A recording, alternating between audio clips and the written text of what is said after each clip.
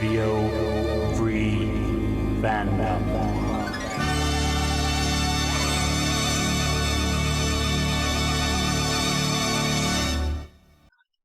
Live, 8 p.m., Tuesday night, cold read. Kurt Vonnegut, Jr., Cat's Cradle, copyright 1963. I am reading a Dell Publishing Company reissue, 1973, 28th printing. It is falling apart, but it's okay because this was inherited from Steve Arlo's library, and I proudly read it today for you. To wit, to catch you all up, I am not going to give you the story so far. I will probably just read what I have in front of me as a 200-word primer for what you heard last week if you tuned in. Namely, the day the world ended, nice, nice, very nice, folly, a tentative tangling of tendrils, letter from a pre-med, bug fights, the illustrious Honeckers, Newt's thing with Zinka, vice president in charge of volcanoes, secret agent X9, protein, end of the world delight, the jumping off place, when automobiles had cut glass vases, Merry Christmas, back to kindergarten, the girl pool, the most valuable commodity on Earth, no more mud, Ice 9, the Marines march on, members of the Yellow Press, the last batch of brownies, what a Wampeter is, the main thing about Dr. Honecker, what God is, men from Mars, mayonnaise, gone but not forgotten, only sleeping, another breed, dynamite money, an ungrateful man, Vindit, hobby shop, meow, a modern major general, Barracuda capital of the world, Fata Morgana, house of hope and mercy, a cuirass built for two, bicycles for Afghanistan, the demonstrator, communist sympathizers, why Americans are hated, and the Bokononist method for handling Caesar. Dynamic tension. I became so absorbed with Philip Castle's book that I didn't even look up from it when we put down for 10 minutes in San Juan, Puerto Rico. I didn't even look up when somebody behind me whispered, thrilled, that a midget had come aboard. A little while later I looked around for the midget, but I could not see him. I did see, right in front of Hazel and H. Lowe Crosby, a horse-faced woman with platinum blonde hair, a woman new to the passenger list. Next to hers was a seat that appeared to be empty. A seat that might well have sheltered a midget without my seeing even the top of his head. But it was San Lorenzo, the land, the history, the people, that intrigued me then. So I looked no harder for the midget. Midgets are, after all, diversions for silly or quiet times, and I was serious and excited about Bokonon's theory of what he called dynamic tension, his sense of a prideless equilibrium between good and evil. When I first saw the term dynamic tension in Philip Castle's book, I laughed, what I imagined to be a superior laugh. The term was a favorite of Bokonon's, according to Castle's book, and I was supposed that I knew something that Bokonon didn't know, that the term was one vulgarized by Charles Atlas, a mail-order muscle builder. As I learned when I read on, briefly, Bokonon knew exactly who Charles Atlas was. Bokonon was, in fact, an alumnus of his muscle-building school. It was the belief of Charles Atlas that muscles could be built without barbells or spring exercisers, could be built by simply pitting one set of muscles against another. It was also the belief of Bokonon that good societies could be built only by pitting good against evil, and by keeping the tension between those two high at all times. And in Castle's book, I read my first Bokononist poem, or calypso. It went like this. Papa Monzano, he's so very bad, but without bad Papa, I would be so sad, because without Papa's badness, tell me, if you would, how could wicked old Bokonon ever look good? Bokonon, I learned from Castle's book, was born in 1891.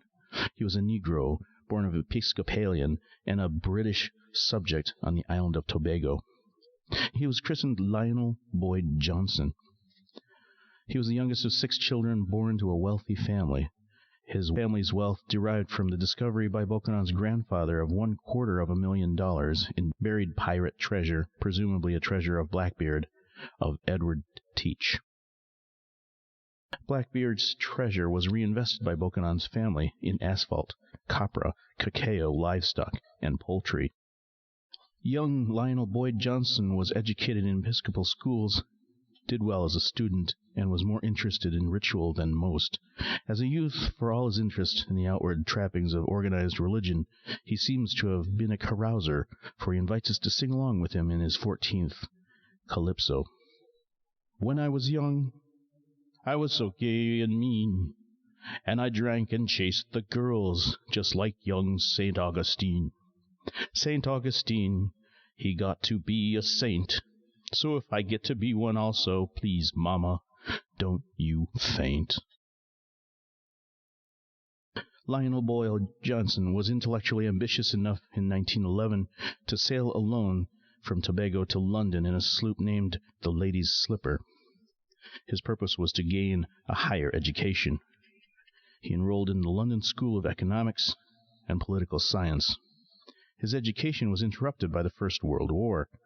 He enlisted in the infantry, fought with distinction, was commissioned in the field, was mentioned 4 times in dispatches. He was gassed in the Second Battle of Ypres, was hospitalized for 2 years, and then discharged. And he set sail for home, for Tobago, alone in the Lady's Slipper again. When only 80 miles from home, he was stopped and searched by a German submarine, the U-99.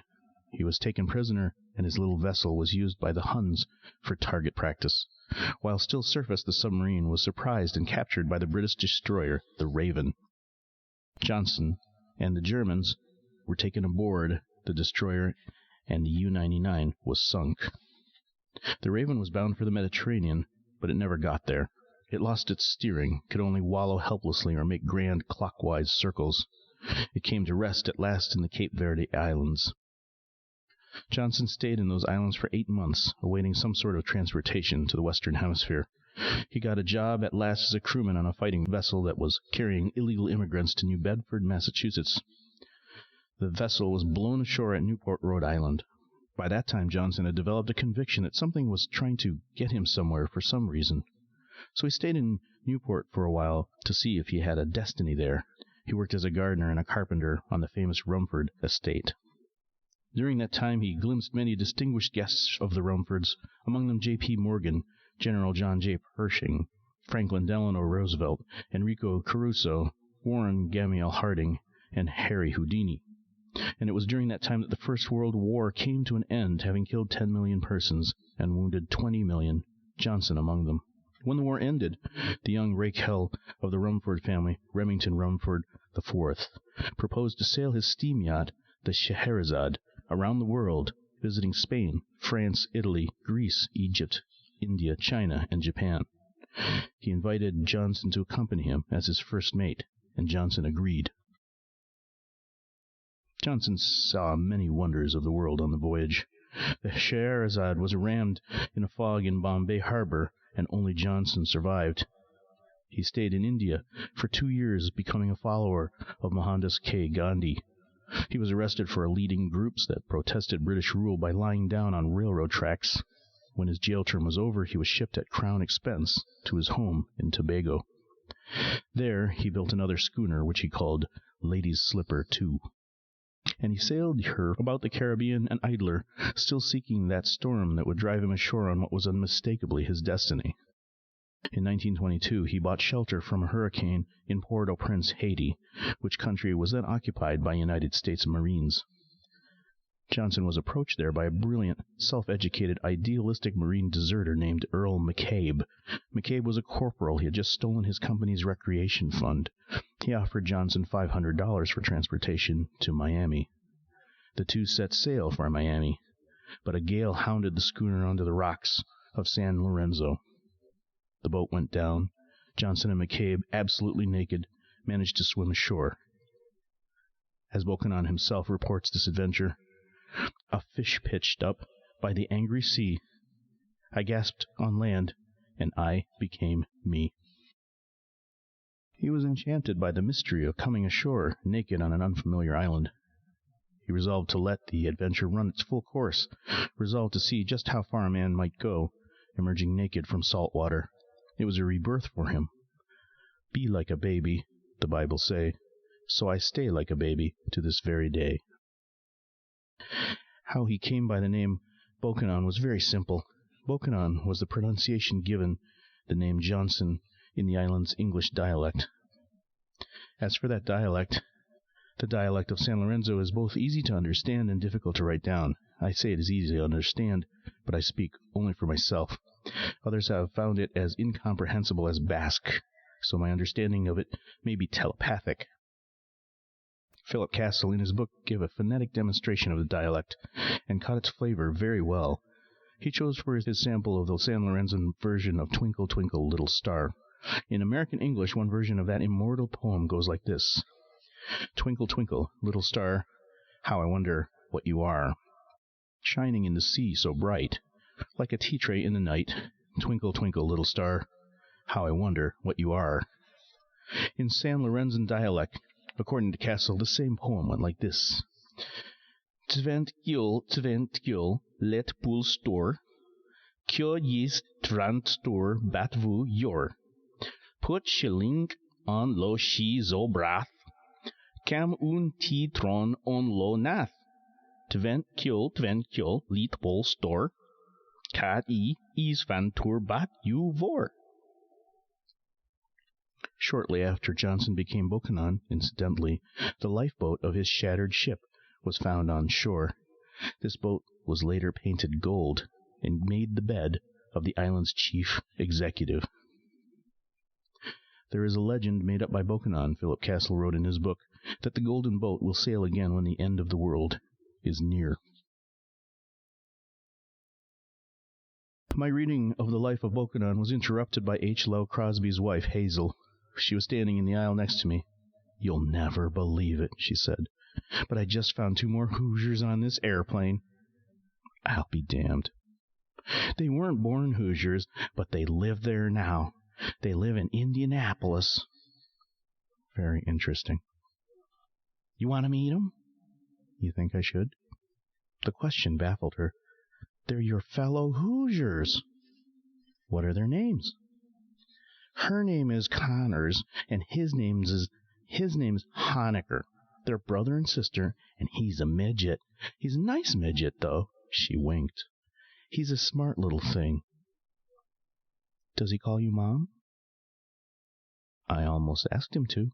Then I stopped, and I wondered if maybe it wouldn't be rude to ask a midget to do that.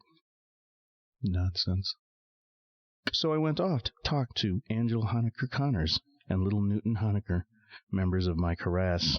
Angela was the horse-faced platinum blonde I had noticed earlier. Newt was a very tiny young man indeed, though not grotesque. He was nicely scaled as Gulliver among the Brobdingnagians, and was shrewdly watchful too. He held a glass of champagne, which was included in the price of his ticket. That glass to him was what a fishbowl would have been to a normal man, but he drank from it with elegant ease, as though the glass could not have been better matched. The little son of a bitch had a crystal of Ice 9 in a thermos bottle in his luggage, and so did his miserable sister, while under us was God's own amount of water, the Caribbean Sea. When Hazel had got all the pleasure she could from introducing Hoosiers to Hoosiers, she left us alone. Remember, she said as she left us, from now on, call me Mom. Okay, Mom, I said. Okay, Mom, said Newt. His voice was fairly high, in keeping with his little larynx, but he managed to make that voice distinctly masculine. Angela persisted in treating Newt like an infant, and he forgave her for it, with an amiable grace I would have thought impossible for one so small. Newt and Angela remembered me, remembered the letters I'd written, and invited me to take the empty seat in their group of 3. Angela apologized to me for never having answered my letters. I couldn't think of anything to say that would interest anybody reading a book. I could have made up something about that day. But I didn't think you'd want that. Actually, the day was just like a regular day. Your brother here wrote me a very good letter. Angela was surprised. Newt did? How could Newt remember anything? She turned to him. Honey, you don't remember anything about that day, do you? You were just a baby. I remember, he said mildly. I wish I'd seen the letter. She implied that Newt was still too immature to deal directly with the outside world. Angela was a god-awfully insensitive woman, with no feeling for that smallness meant to Newt. Honey, you should have showed me that letter, she scolded. Sorry, said Newt. I didn't think. I might as well tell you, Angela said to me. Dr. Breed told me I wasn't supposed to cooperate with you. She said you weren't interested in giving a fair picture of Father. She showed me that she didn't like me for that. I placated her some by telling her that the book would probably never be done anyway, that I no longer had a clear idea of what it would do or what it should mean. Well, if you ever do the book, you better make my father a saint, because that's what he was. I promised that I would do my best to paint that picture. I asked if she and Newt were bound for a family reunion with Frank in San Lorenzo. Frank's getting married, said Angela. We're going to the engagement party. Oh, who's the lucky girl? I'll show you, said Angela. She took from her purse a billfold that contained a sort of plastic accordion. In each of the accordion's pleats was a photograph. Angela flipped through the photographs, giving glimpses of little Newt on Cape Cod Beach, of Dr. Felix Honecker accepting his Nobel Prize, of Angela's own homely twin girls, of Frank flying a model plane on the end of a string. And then she showed me a picture of the girl Frank was going to marry. She might, with equal effect, have struck me in the groin. The picture she showed me was of Mona Amons, Monzano, the woman I loved. Once Angela had opened her plastic accordion, she was reluctant to close it until someone had looked at every photograph. There are people I love, she declared. So I looked at the people she loved. What she had trapped in plexiglass, what she had trapped like fossil beetles in amber, were the images of a large part of our cuirass. There wasn't a Grand Falluner in the collection. There were many photographs of Dr. Honecker, father of a bomb, father of 3 children, father of Ice 9. He was a little person, the purported sire of a midget and a giantess. My favorite picture of the old man in Angela's fossil collection showed him all bundled up for winter in an overcoat, scarf, galoshes, and a wool knit cap with a big pom-pom on the crown. This picture, Angela told me, with a catch in her throat, had been taken in Hyannis just about 3 hours before the old man died. A newspaper photographer had recognized the seeming Christmas elf for the great man he was. Did your father die in the hospital? Oh, no.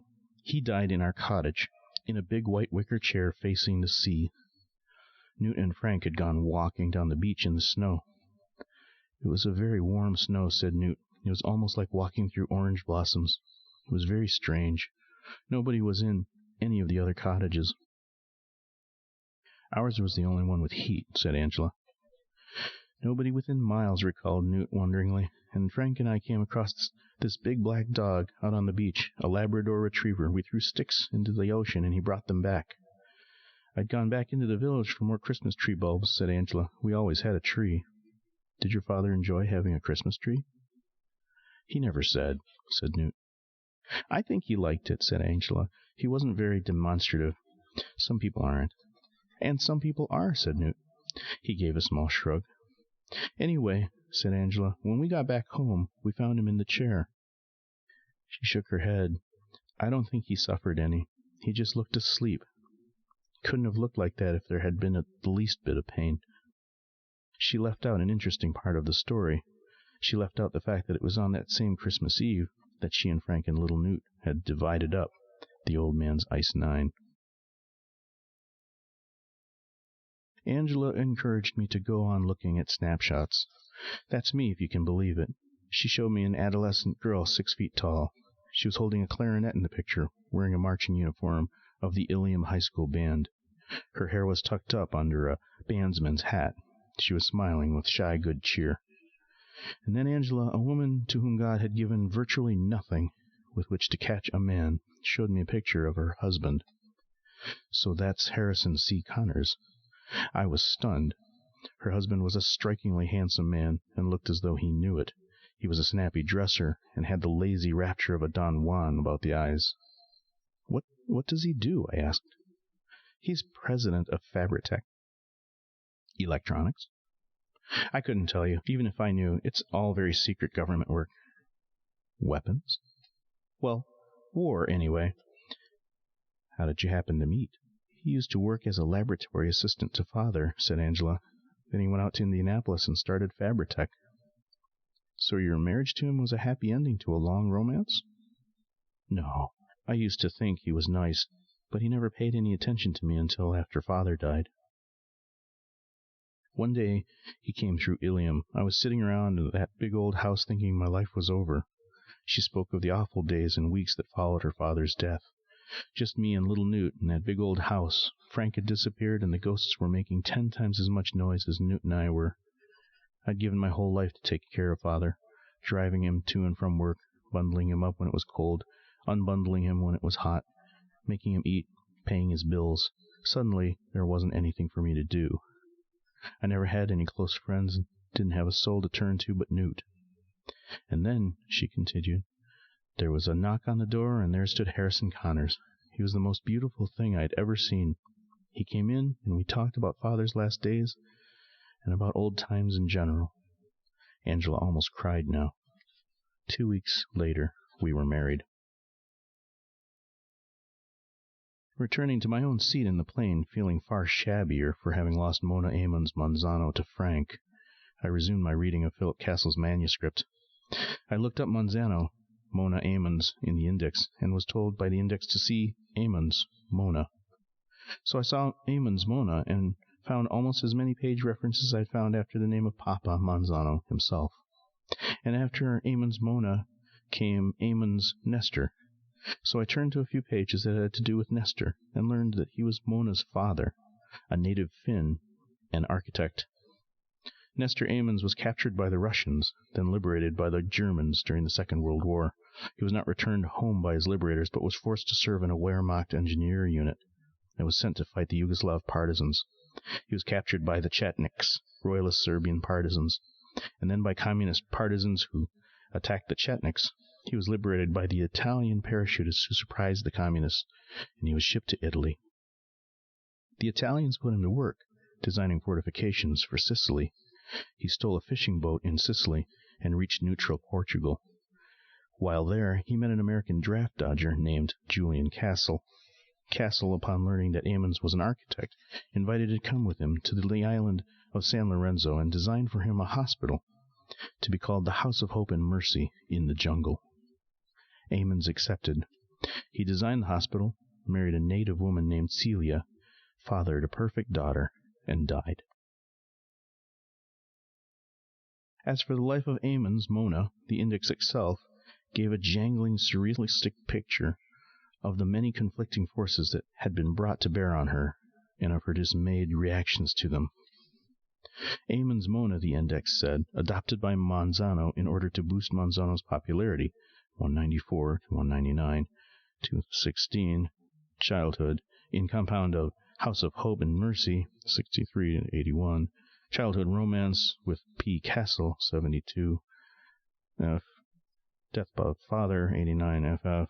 Death of Mother, 92, F. Embarrassed by role as national erotic symbol, 80, 90, F. 166, N. 209, 247, N. 400, 406, 566, N. 678. Engaged to P. Castle, 193, Essential Naivete, 67 to 71, 80, 95, F.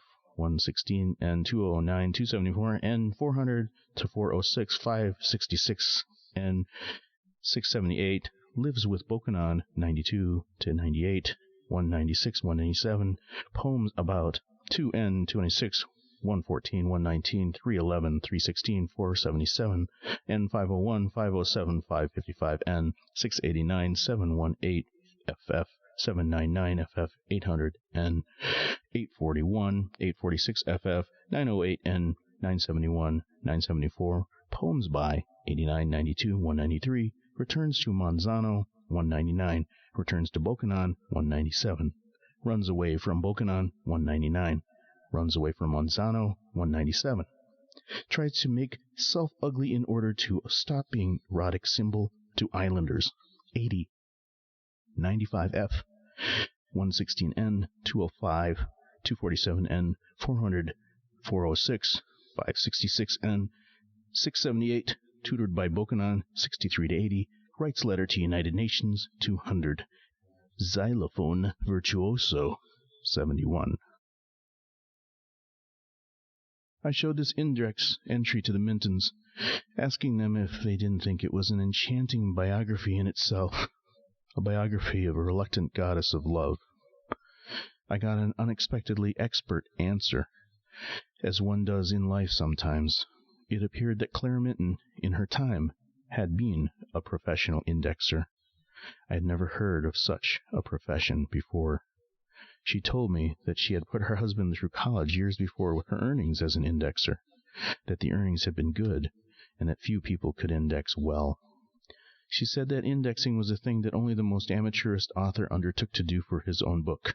I asked her what she thought of Philip Castle's job. Flattering to the author, insulting to the reader, she said. In a hyphenated word, she observed, with the shrewd amiability of an expert, self-indulgent. I'm always embarrassed when I see an index an author has made of his own work. Embarrassed? It's a revealing thing, an author's index of his own work, she informed me. It's a shameless exhibition to the trained eye. She can read character from an index, said her husband. Oh, I said.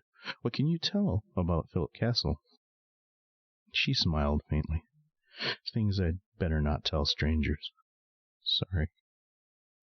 He's obviously in love with this Mona Ammons Monzano, she said. That's true of every man in San Lorenzo, I gather. He has mixed feelings about his father, she said. That's true of every man on earth. I egged her on gently. He's insecure? What mortal isn't, I demanded. I didn't know it then, but that was a very Bokanonist thing to demand. He'll never marry her. Why not? I've said all I'm going to say, she said. I'm gratified to meet an indexer who respects the privacy of others. Never index your own book, she stated. A dupras, Bokanon tells us, is a valuable instrument for gaining and developing, in the privacy of an interminable love affair, insights that are queer but true. The Mintons' cunning exploration of indexes was surely a case in point. A dupras, Bokanon tells us, is also a sweetly conceited establishment. The Mintons' establishment was no exception. Some time later, Ambassador Minton and I met in the aisle of the airplane away from his wife, and he showed that it was important to him that I respect what his wife could find out from indexes. You know why Castle will never marry the girl, even though he loves her, even though she loves him, even though they grew up together? He whispered. No, sir, I don't. Because he's a homosexual, whispered Minton. She can tell that from an index, too. When Lyle Boyd Johnson and Corporal Earl McCabe were washed up naked on the shore of San Lorenzo, I read, they were greeted by persons far worse off than they. The people of San Lorenzo had nothing but diseases, which they were at a loss to treat, or even name. By contrast, Johnson and McCabe had the glittering treasures of literacy, ambition, curiosity, gall, irreverence, health, humor, and considerable information about the outside world. From the Calypsos again. Oh, a very sorry people, yes. Did I find here?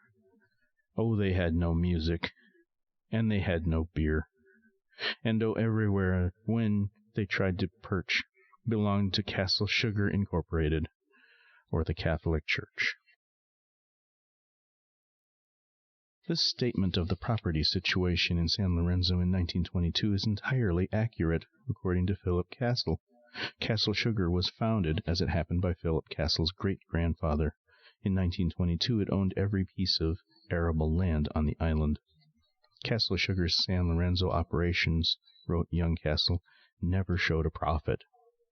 But by paying laborers nothing for their labor, the company managed to break even year after year, making just enough money to pay the salaries of the workers' tormentors. The form of government was anarchy, save in limited situations wherein Castle Sugar wanted to own something or to get something done. In such situations, the form of government was feudalism. The nobility was composed of Castle Sugar's plantation bosses, who were heavily armed white men from the outside world. The knighthood was composed of big natives, who for small gifts and silly privileges would kill or wound or torture on command. The spiritual needs of the people caught in this demoniacal squirrel cage was taken care of by a handful of butterball priests. The San Lorenzo Cathedral, dynamited in 1923, was generally regarded as one of the man-made wonders of the New World, wrote Castle. That Corporal McCabe and Johnson were able to take command of San Lorenzo was not a miracle in any sense. Many people had taken over San Lorenzo, had invariably found it lightly held. The reason was simple. God in his infinite wisdom had made the island worthless. Hernando Cortez was the first man to have his sterile conquest of San Lorenzo recorded on paper. Cortez and his men came ashore for fresh water in 1519, named the island, claimed it for the Emperor Charles V, and never returned. Subsequent expeditions came for gold and diamonds and rubies and spices, found none, burned a few natives for entertainment and heresy, and sailed on. When France claimed San Lorenzo in 1682, wrote Castle, no Spaniards complained. When Denmark claimed San Lorenzo in 1699, no Frenchmen complained.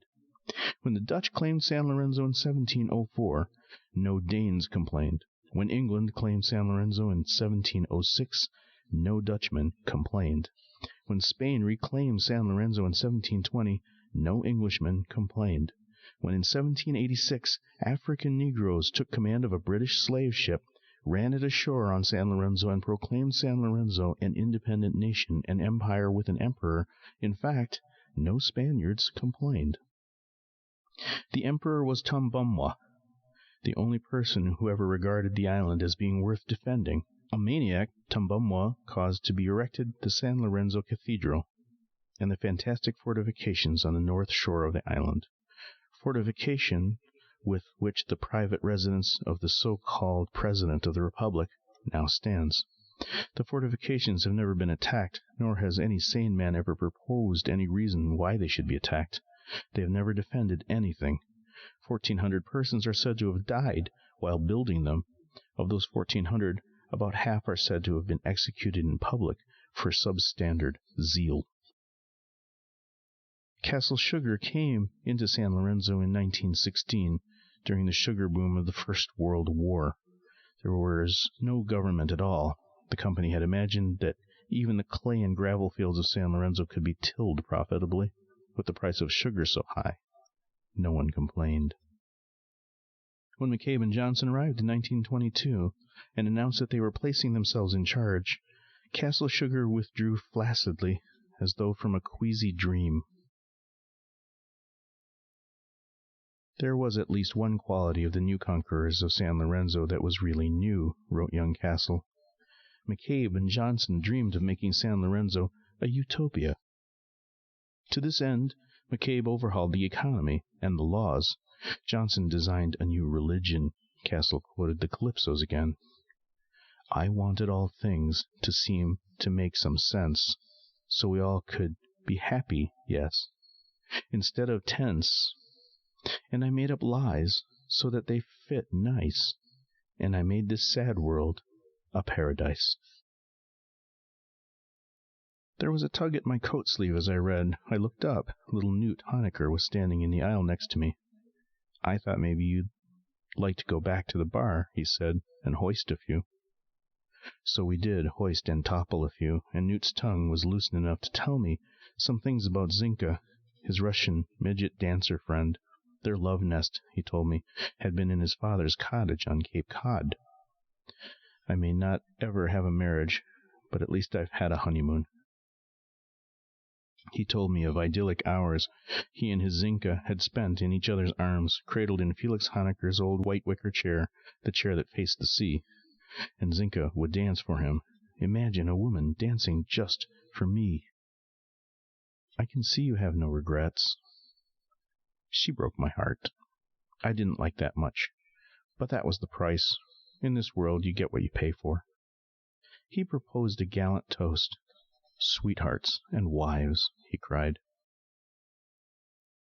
I was in the bar with Newton and H. Lowe Crosby and a couple of strangers when San Lorenzo was sighted. Crosby was talking about pissants. You know what I mean by pissant. I know the term, I said, but it obviously doesn't have a dingling associations for me that it has for you. Crosby was in his cups and had the drunkard's illusion that he could speak frankly, provided he spoke affectionately. He spoke frankly and affectionately of Newt's size, and something nobody else in the bar had so far commented on it. I don't mean a little feller like this. Crosby hung a ham hand on Newt's shoulder. It isn't size that makes a man a pissant.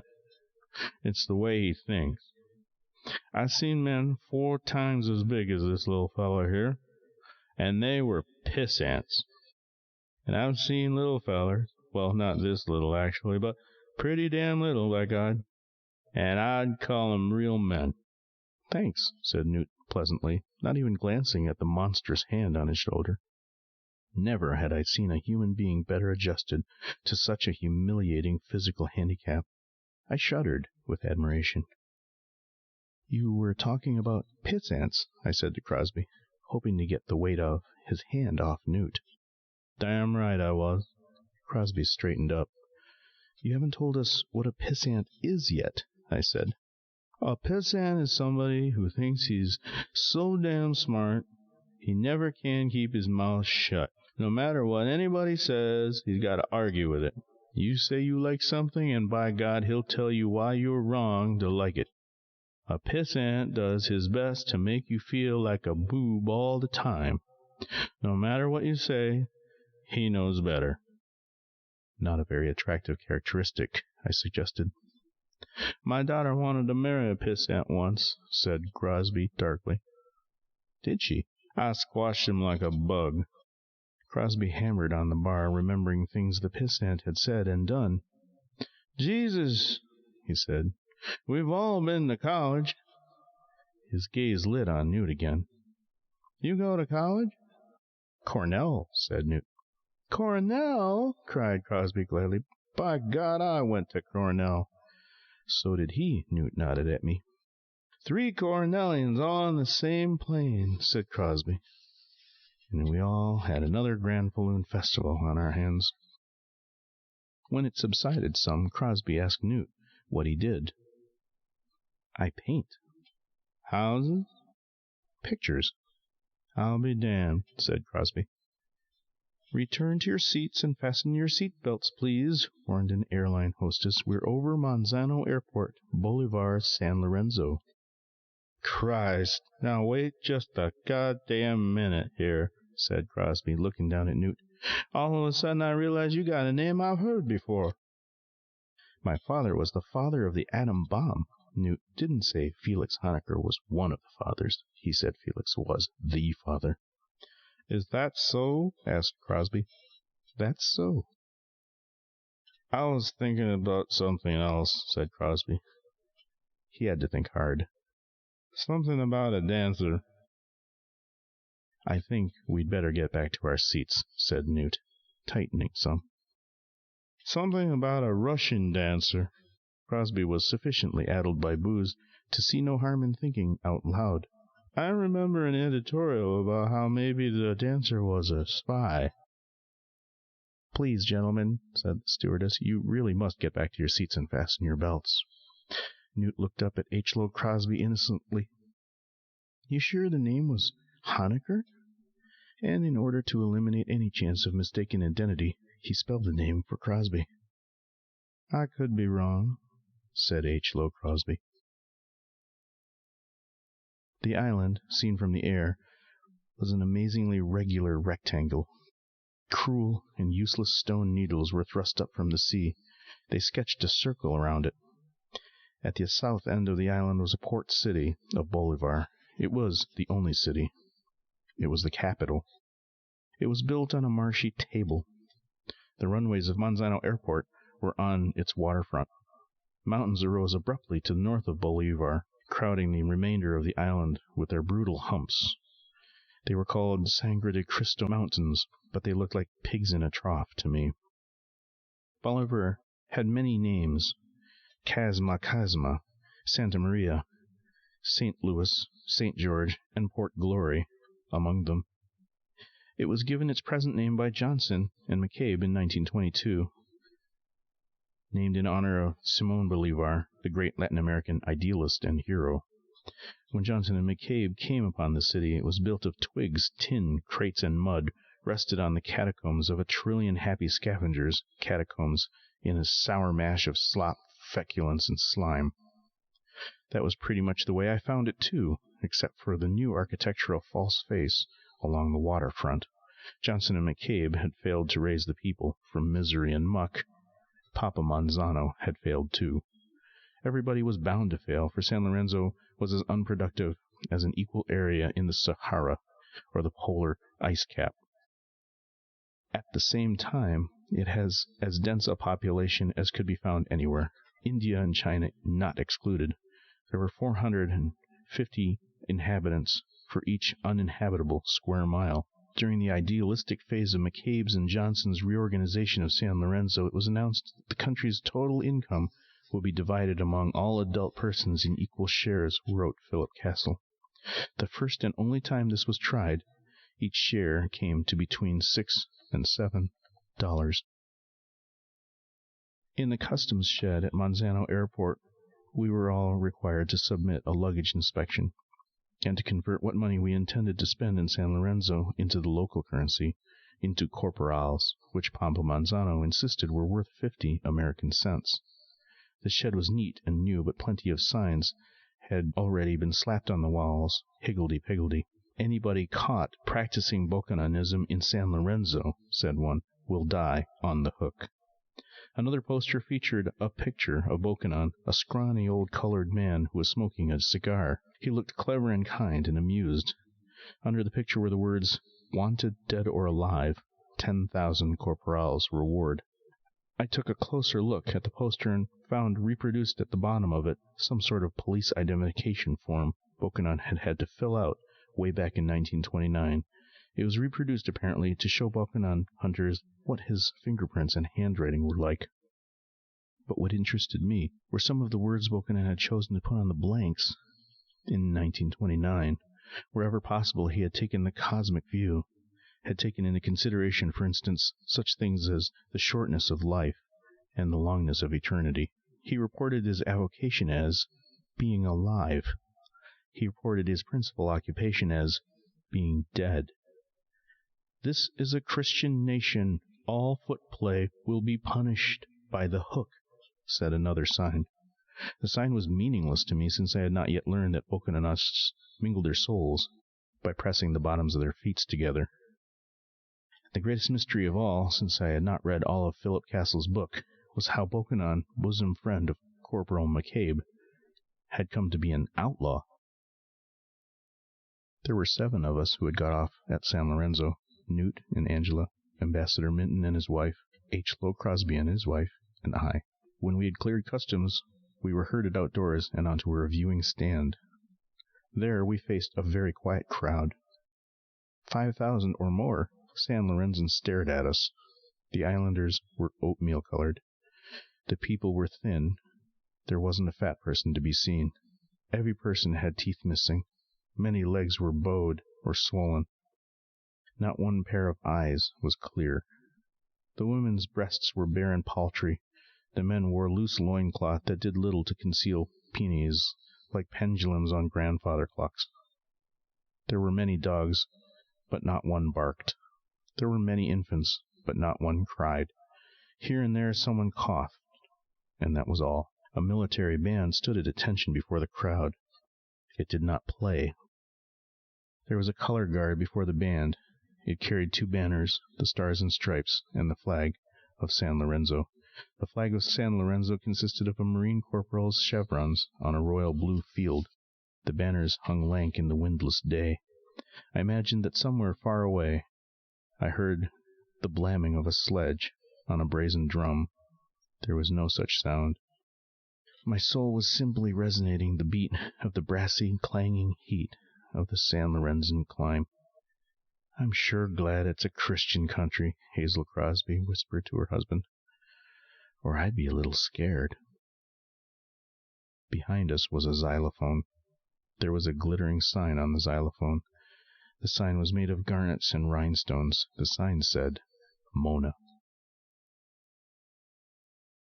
To the left side of our reviewing stand were 6 propeller-driven fighter planes in a row, military assistance from the United States to San Lorenzo.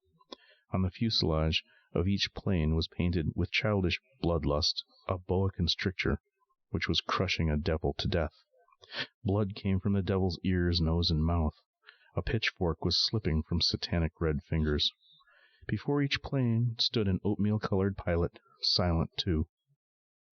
Then, above the tumid silence, there came a nagging song, like the song of a gnat.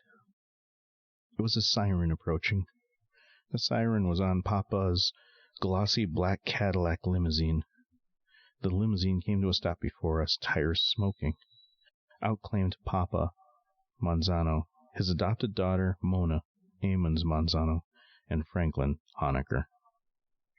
At a limp, imperious signal from Papa, the crowd sang the San Lorenzo national anthem. Its melody was "Home on the Range."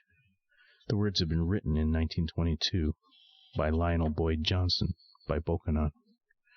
The words were these: "Oh, ours is a land where the living is grand, and the men are as fearless as sharks. The women are pure, and we always are sure that our children will all toe their marks. San Lorenzo, what a rich, lucky island are we. Our enemies quail, for they know they will fail against people so reverent and free." And then the crowd was deathly still again. Papa and Mona and Frank joined us on the reviewing stand. One snare drum played as they did so. The drumming stopped when Papa pointed a finger at the drummer. He wore a shoulder holster on the outside of his blouse. The weapon in it was a chromium-plated .45. He was an old man, as so many members of my caress were. He was in poor shape. His steps were small and bounceless. He was still a fat man, but his lard was melting fast, for his simple uniform was loose.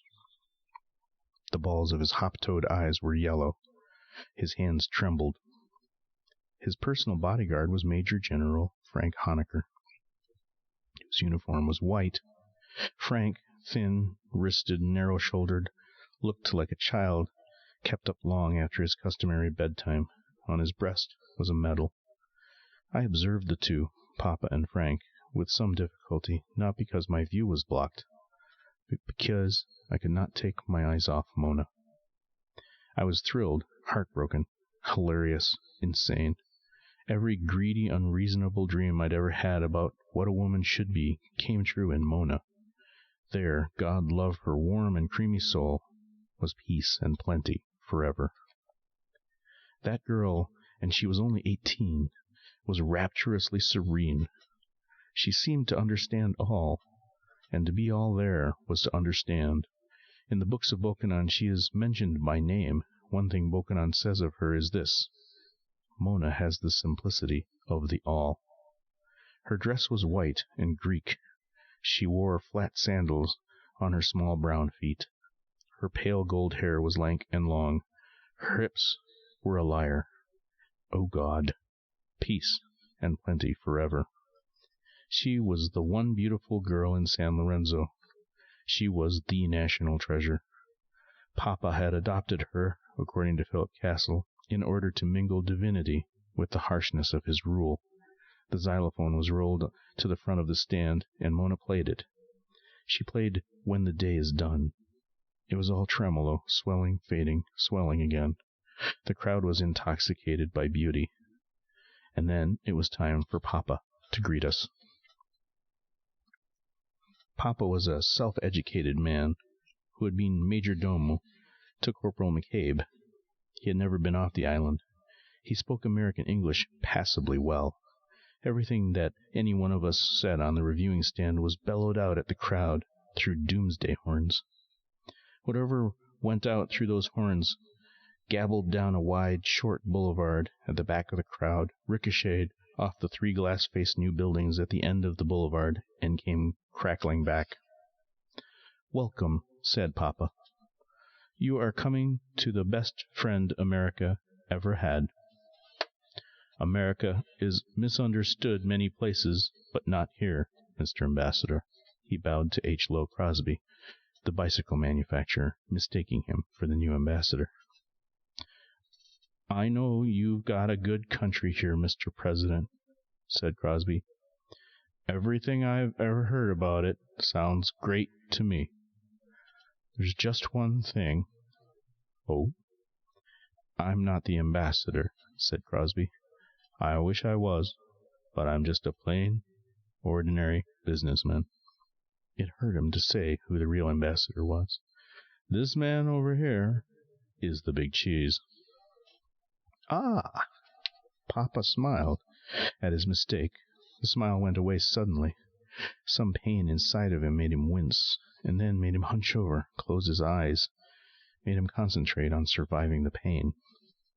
Frank Honecker went to his support feebly, incompetently. "Are you all right?" "Excuse me," Papa whispered at last, straightening up some. There were tears in his eyes. He brushed them away, straightening them up all the way. "I beg your pardon." He seemed to be in doubt for a moment as to where he was and what was expected of him. And then he remembered. He shook Horlick Minton's hand. "Here you are among friends." "I'm sure of it," said Minton gently. "Christians," said Papa. "Good." "Anti-communists," said Papa. "Good." "No communists here," said Papa. "They fear the hook too much." "I should think they would," said Minton. "You have picked a very good time to come to us," said Papa. "Tomorrow will be one of the happiest days in the history of our country. Tomorrow is our greatest national holiday, the day of the 100 martyrs to democracy. It will also be the day of the engagement of Major General Honecker to Mona Ammons Manzano, to the most precious person in my life and in the life of San Lorenzo." "I wish you much happiness, Miss Manzano," said Minton warmly, "and I congratulate you, General Honecker." The 2 young people nodded their thanks.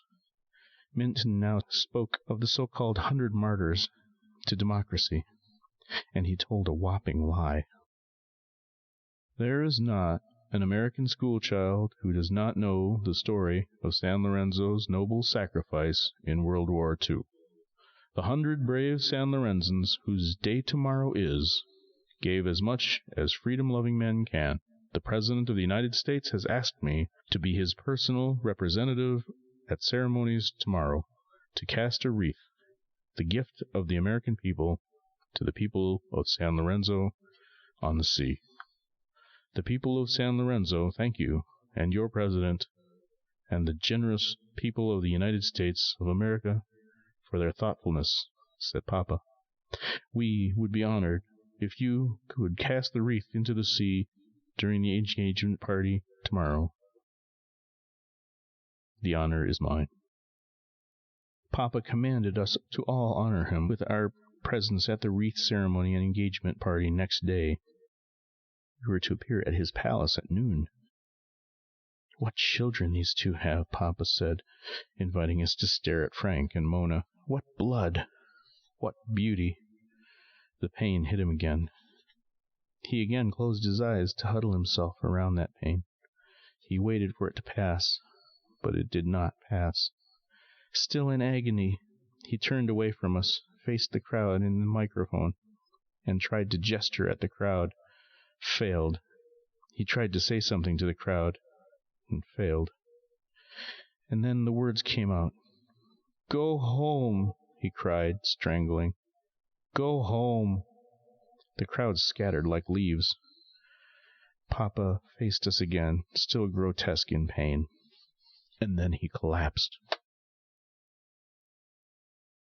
He wasn't dead, but he certainly looked dead, except that now and then, in the midst of all that seeming death, he would give a shivering twitch.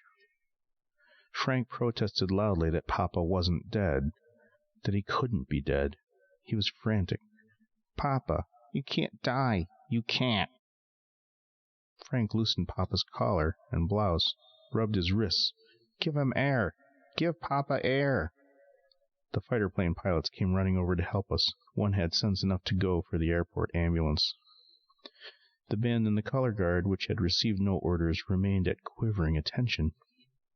I looked for Mona, found that she was still serene and had withdrawn to the rail of the reviewing stand. Death, if there was going to be death, did not alarm her. Standing next to her was a pilot. He was not looking at her, but he had a perspiring radiance I attributed to his being so near to her. Papa now regained something like consciousness, with a hand that flapped like a captured bird. He pointed at Frank. "You," he said. We all fell silent in order to hear his words. His lips moved, but we could hear nothing but bubbling sounds. Somebody had what looked like a wonderful idea then, what looks like a hideous idea in retrospect. Someone, a pilot, I think, took the microphone from its mouth and held it to Papa's bubbling lips in order to amplify his words.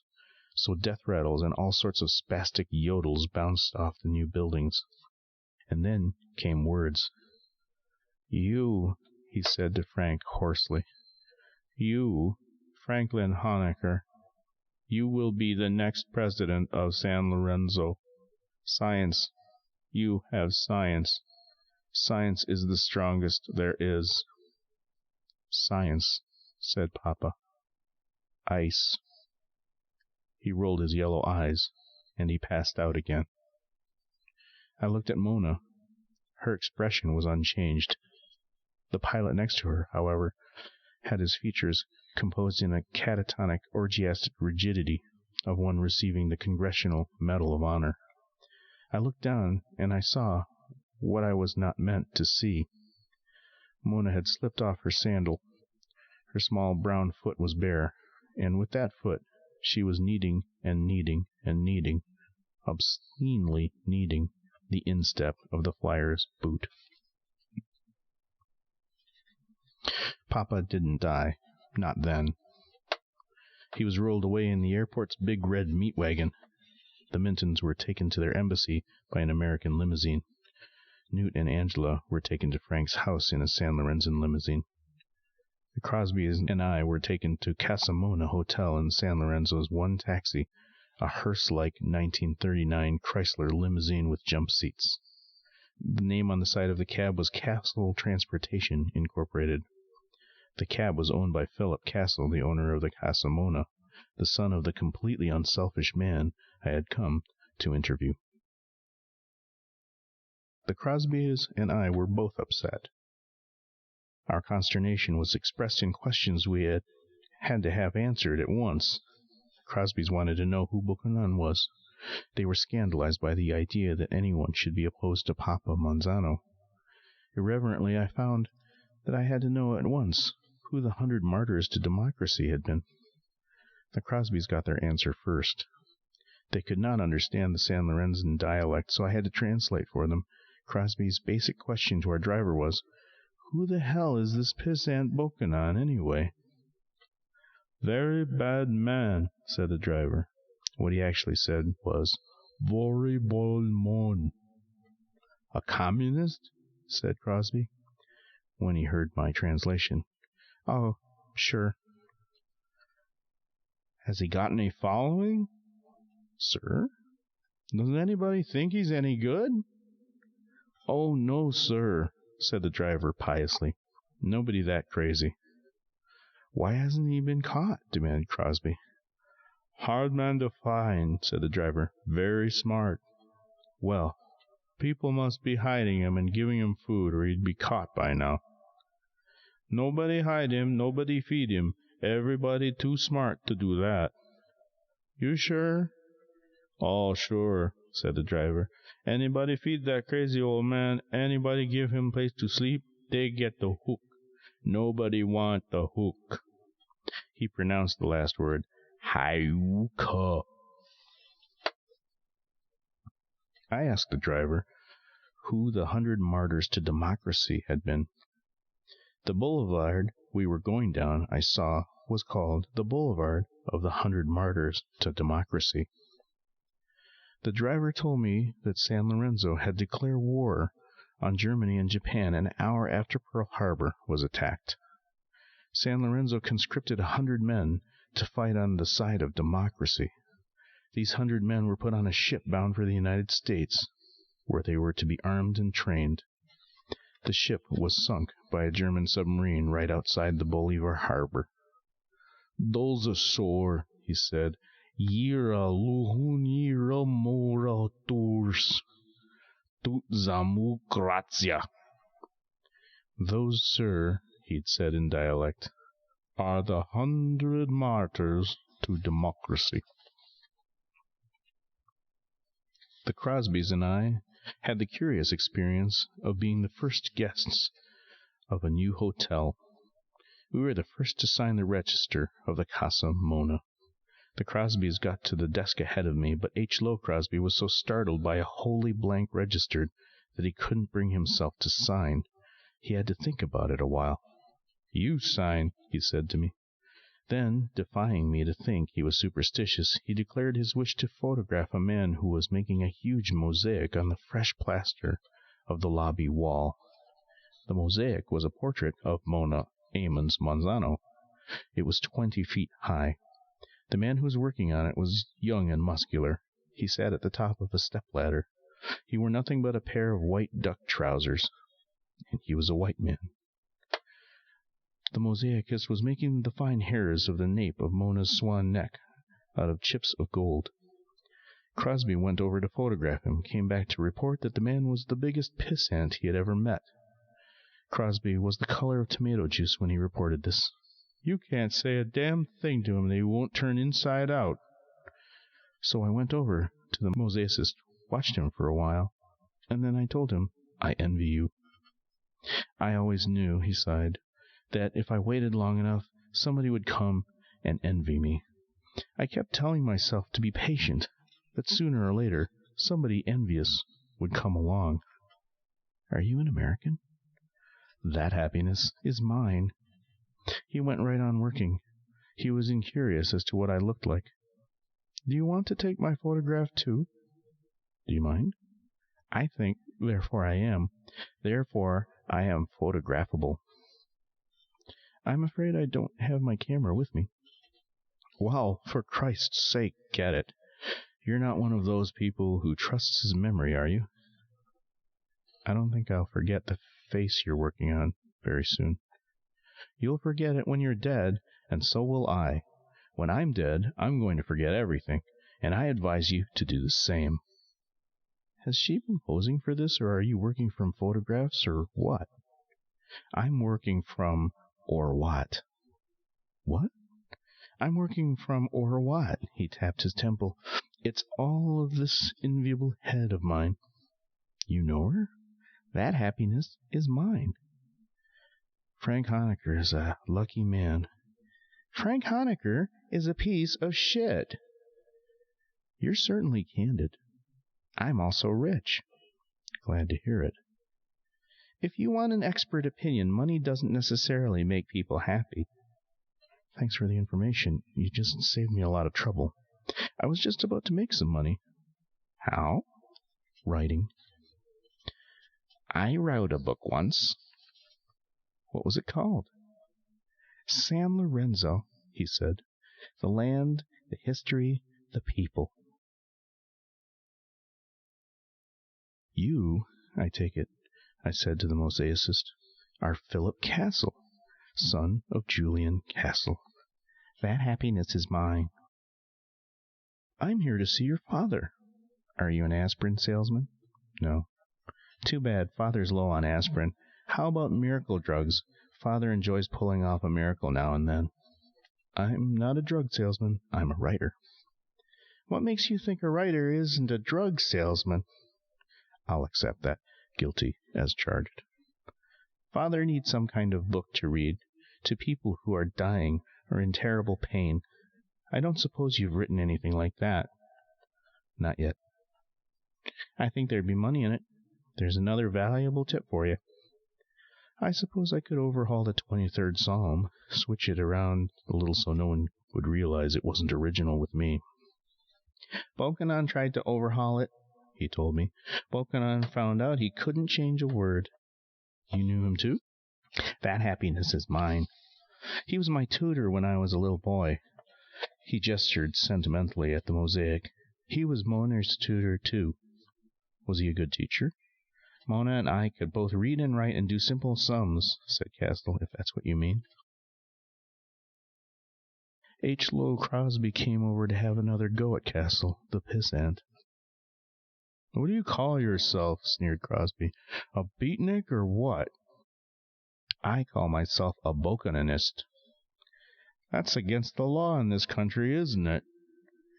I happen to have the happiness of being an American. I am able to say I'm a Bokanonist at any time I damn please, and so far nobody's bothered me at all. I believe in obeying the laws of whatever country I happen to be in. You are not telling me the news. Crosby was livid. Screw you, Jack! Screw you, Jasper, said Casper mildly, and screw Mother's Day and Christmas, too. Crosby marched across the lobby to the desk clerk, and he said, I want to report that man over there, that pissant, that so-called artist. You got a nice little country here that's trying to attract the tourist trade and new investment in industry. The way the man talked to me, I don't ever want to see San Lorenzo again. And any friend who asks me about San Lorenzo, I'll tell them to keep the hell away. You may be getting a nice picture on that wall over there, but by God, the pissant who's making it is the most insulting, discouraging son of a bitch I've ever met in my life. The clerk looked back, sick. Sir? I'm listening, said Crosby, full of fire. Sir, he owns the hotel. H. Lowe Crosby and his wife checked out of the Casa Mona. Crosby called it the Pissant Hilton, and he demanded quarters at the American Embassy. So I was the only guest in a 100-room hotel. My room was a pleasant one. It faced, as did all the rooms, the boulevard of the 100 Martyrs to Democracy, Monsanto Airport, and Bolivar Harbor beyond. The Casa Mona was built like a bookcase, with solid sides and back, and with a front in blue-green glass. The squalor and misery of the city being to the sides and back of the Casa Mona were impossible to see. My room was air-conditioned. It was almost chilly, and coming from the blamming heat into that chilliness, I sneezed. There were fresh flowers on my bedside table, but my bed had not yet been made. There wasn't even a pillow on the bed. There was simply a bare, brand-new Beauty Rest mattress. And there wasn't any coat hangers in the closet, and there wasn't any toilet paper in the bathroom. So I went out into the corridor to see if there was any chambermaid who could equip me a little more completely. There wasn't anybody out there, but there was a door open at the far end, and very faint sounds of life. I went to this door and found a large suite, paved with drop cloths. It was being painted, but the two painters weren't painting when I appeared. They were sitting on a shelf that ran the width of the window wall. They had their shoes off. They had their eyes closed. They were facing each other. They were pressing the soles of their bare feet together. Each grasped his own ankles, giving himself the rigidity of a triangle. I cleared my throat. The two rolled off the shelf and fell to the spattered drop cloth. They landed on their hands and knees, and they stayed in that position, their behinds in the air, their noses close to the ground. They were expecting to be killed. "Excuse me," I said, amazed. "Don't tell," begged one querulously. "Please, Please don't tell. Tell what? What you saw. I didn't see anything. If you tell, he said. He put his cheek to the floor and looked up at me beseechingly. If you tell, we'll die on the hill. Look, friends, I said, either I came in too early or too late, but I tell you again, I didn't see anything worth mentioning to anybody. Please, get up. They got up, their eyes still on me. They trembled and cowered. I convinced them at last I would never tell what I'd seen. What I had seen, of course, was the Bokononist ritual of Boku Maru, or the mingling of awarenesses. We Bokononists believe that it is impossible to be soul to soul with another person without loving the person, provided the feet of both persons are clean and nicely tended. The basis for the foot ceremony is this calypso. We will touch our feet, yes, for all we're worth, and we will love each other, yes, like we love our Mother Earth. When I got back to my room, I found that Philip Castle, mosaicist, historian, self-indexer, pissant, and hotel keeper, was installing a roll of toilet paper in my bathroom. Thank you very much, I said. You're entirely welcome. This is what I'd call a hotel with a real heart. How many hotel owners would take such a direct interest in the comfort of a guest? How many hotel owners have just one guest? You used to have 3. Those were the days. You know, I may be speaking out of turn, but I find it hard to understand how a person of your interests and talents would be attracted to the hotel business. He frowned perplexedly. I don't seem to be as good with guests as I might, do I? I know some people in the hotel school at Cornell, and I can't help feeling they would have treated the Crosbys somewhat differently. He nodded uncomfortably. I know.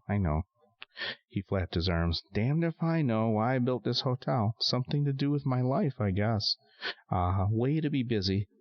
A way not to be lonesome. He shook his head. It was be a hermit or open a hotel with nothing in between.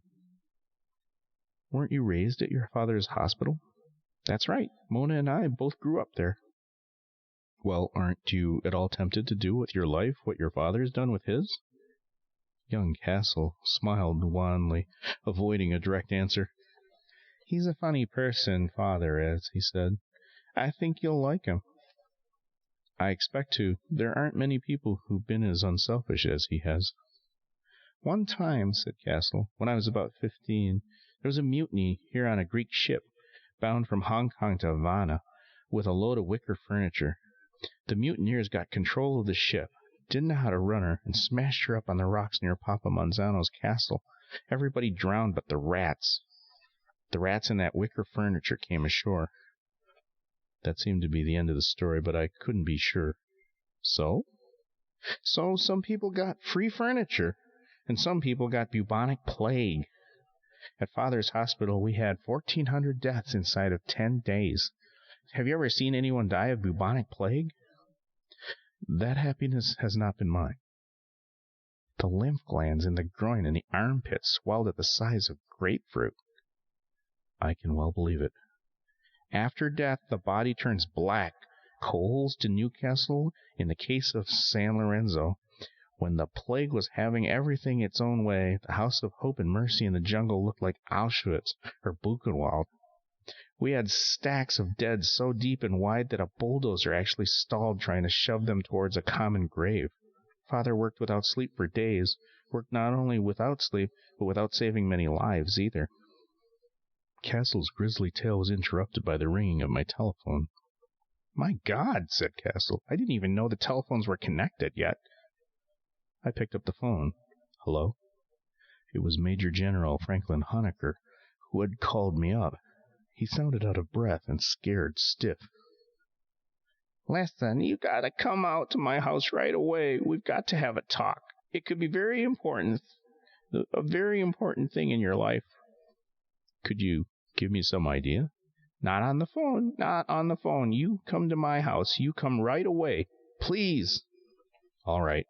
I'm not kidding you. This is a very important thing in your life. This is the most important thing ever. He hung up. What was that all about? Asked Castle. I haven't got the slightest idea. Frank Honecker wants me to see me right away. Take your time. Relax. He's a moron. He said it was important. How does he know what's important? I could carve a better man out of a banana. Well, finish your story anyway. Where was I? The bubonic plague. The bulldozer was stalled by corpses. Oh, yes. Anyway, this one sleepless night, I stayed up with Father while he worked. It was all we could do to find a live patient to treat. In bed after bed after bed, we found dead people. He walked out into the night with his flashlight. He was still giggling. He was making the flashlight beam dance all over the dead people stacked outside. He put his hands on my head. And you know what he said? You know what that marvelous man said to me? Asked Castle. Nope. Son, my father said to me, someday this will all be yours. I went to Frank's house in San Lorenzo's one taxicab. We passed through scenes of hideous want. We climbed the slope of Mount McCabe. The air grew cooler. There was mist. Frank's house had once been the home of Nestor Amons, father of Mona, architect of the House of Hope and Mercy in the jungle. Amons had designed it. It straddled a waterfall, had a terrace cantilevered out into the missing from the fall. It was a cunning lattice of very steel posts and beams. The interstices of the lattice were variously open, chinked with native stone, glazed or curtained by sheets of canvas. The effect of the house was not so much to enclose as to announce that a man had been whimsically busy there. A servant greeted me politely and told me that Frank wasn't home yet. Frank was expected at any moment. Frank had left orders to the effect that I was to be made happy and comfortable, and that I was to stay for supper that night. The servant, who introduced himself as Stanley, was the first plump San Lorenzo I'd seen. Stanley led me to my room, led me around to the heart of the house, down a staircase of living stone, a staircase sheltered or exposed by steel-framed rectangles at random. My bed was a foam rubber slab on a stone shelf, a shelf of living stone. The walls of my chamber were canvas. Stanley demonstrated how I might roll them up or down as I pleased. I asked Stanley if anybody else was home, and he told me that only Newt was. Newt, he said, was out on the cantilevered terrace painting a picture.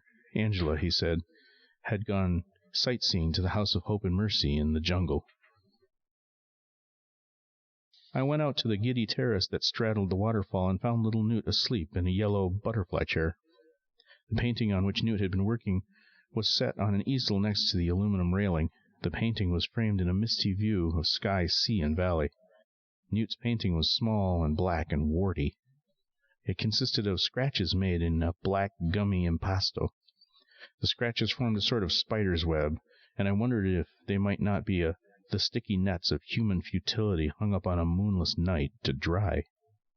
I did not wake up the midget who had made this dreadful thing. I smoked, listening to imagined voices in the water sounds. What awakened little Newt was an explosion far away below. It caromed up the valley and went to God. It was a cannon on the waterfront of Bolivar. Frank's major domo told me it was fired every day at 5. Little Newt stirred. While still half snoozing, he pulled his black, painty hands to his mouth and chin, leaving black smears there. He rubbed his eyes and made black smears around them, too. "Hello," he said to me sleepily. "Hello," I said. "I like your painting." "You see what it is?" "I suppose it means something different to everyone who sees it." "It's a cat's cradle." "Aha," I said. "Very good. The scratches are string, right?" "One of the oldest games there is, cat's cradle. Even the Eskimos know it." "You don't say." "For maybe 100,000 years or more, grown-ups have been waving tangles of string in their children's faces." Newt remained curled in the chair. He held out his painty hands as though the cat's cradle was strung between them. No wonder kids grow up crazy. A cat's cradle is nothing but a bunch of X's between somebody's hands. And little kids look and look and look and at all those X's. And no damn cat. And no damn cradle. And then Angela Honecker Connors, Newt's beanpole sister, came in with Julian Castle, father of Philip, and founder of the House of Hope and Mercy in the Jungle. Castle wore a baggy white linen suit and a string tie. He had a scraggy mustache. He was bald. He was scrawny. He was a saint, I think. He introduced himself to Newt and to me on the cantilevered terrace. He forestalled any references to his possible saintliness by talking out the corner of his mouth like a movie gangster. "I understand you are a follower of Albert Schweitzer," I said to him. "At a distance." He gave a criminal sneer. "I've never met the gentleman." "He must surely know of your work, just as you know of his." "Maybe, maybe not." "You ever see him?" "No." "You ever expect to see him?" "Someday, maybe I will." "Well," said Julian Castle, "in case you run across Dr. Schweitzer in your travels, you might tell him that he is not my hero." He lit a big cigar. When the cigar was going good and hot, he pointed its red end at me. "You can tell him he isn't my hero," he said, "but you can also tell him that, thanks to him, Jesus Christ is. I think he'll be glad to hear it." "I don't give a damn if he is or not. This is something between Jesus and me." Julian Castle and Angela went to Newt's painting. Castle made a pinhole of a curled index finger, squinted at the painting, threw it. "What do you think of it?" I asked him. "It's black." "What the hell is it? Hell?" "It means whatever it means," said Newt. "Then it's hell," snarled Castle. "I was told a moment ago that it was a cat's cradle," I said. "Inside information always helps," said Castle. "I don't think it's very nice," Angela complained. "I think it's ugly. But I don't know anything about modern art. Sometimes I wish Newt would take some lessons, so he could know for sure if he was doing something or not." "Self-taught, are you?" Julian Castle asked Newt. "Isn't everybody?" Newt inquired. "Very good answer." Castle was respectful. I undertook to explain the deeper significance of the cat's cradle, since Newt seemed disinclined to go through that song and dance again. And Castle nodded sagely. "So this is a picture of the meaninglessness of it all. I couldn't agree more." "Do you really agree?" I asked. "A minute ago you said something about Jesus." "Who?" said Castle. "Jesus Christ." "Oh," said Castle, "him." He shrugged. People have to talk about something just to keep their voice boxes in working order, so they'll have good voice boxes in case there's ever anything meaningful to say.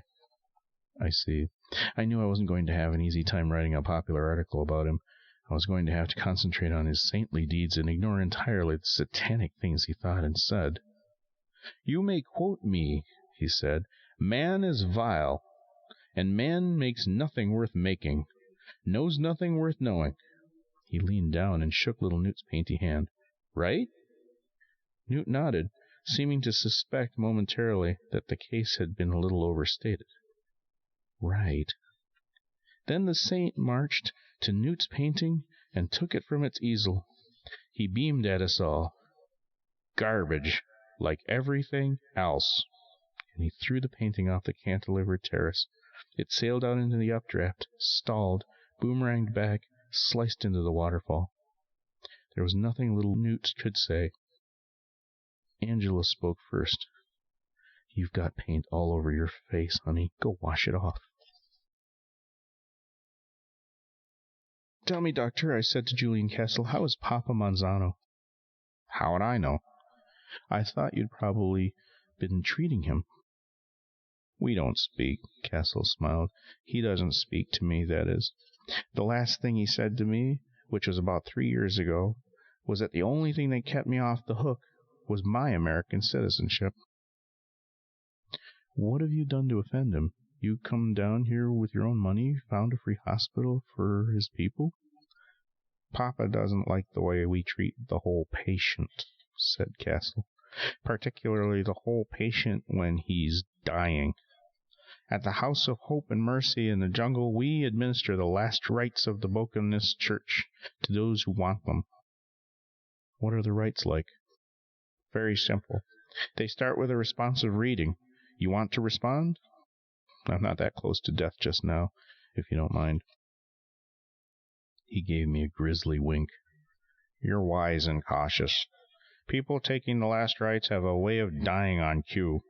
I think we could keep you from going all the way, though, if we didn't touch feet. Feet? He told me about the Bokanist attitude relative to feet. That explains something I saw in the hotel. I told him about the two painters on the windowsill. It works, you know, he said. People who do that really do feel better about each other and the world. Boko Maru, sir? That's what the foot business is called, said Castle. It works. I am grateful for things that work. Not many things do work, you know. I suppose not. I couldn't possibly run that hospital of mine if it weren't for aspirin and Boko Maru. I gather, I said, that there are still several Bokanonists on the island, despite the laws, despite the Hayuka? He laughed. You haven't caught on yet? To what? Everybody on San Lorenzo is a devout Bokanonist, the Hayuka notwithstanding. When Bokanon and McCabe took over this miserable country years ago, said Julian Castle, they threw out the priests, and then Bokanon, cynically and playfully, invented a new religion. When it became evident that no governmental or economic reform was going to make the people much less miserable, the religion became the one real instrument of hope. Truth was the enemy of the people. Because the truth was so terrible, so Bokanon made it his business to provide the people with better and better lies. How did he come to be an outlaw? It was his own idea. He asked McCabe to outlaw him, and his religion too, in order to give the religious life of the people more zest, more zang. He wrote a little poem about it, incidentally. Castle quoted this poem, which does not appear in the books of Bokanon. So I said goodbye to government, and I gave my reason. That is really good religion is a form of treason.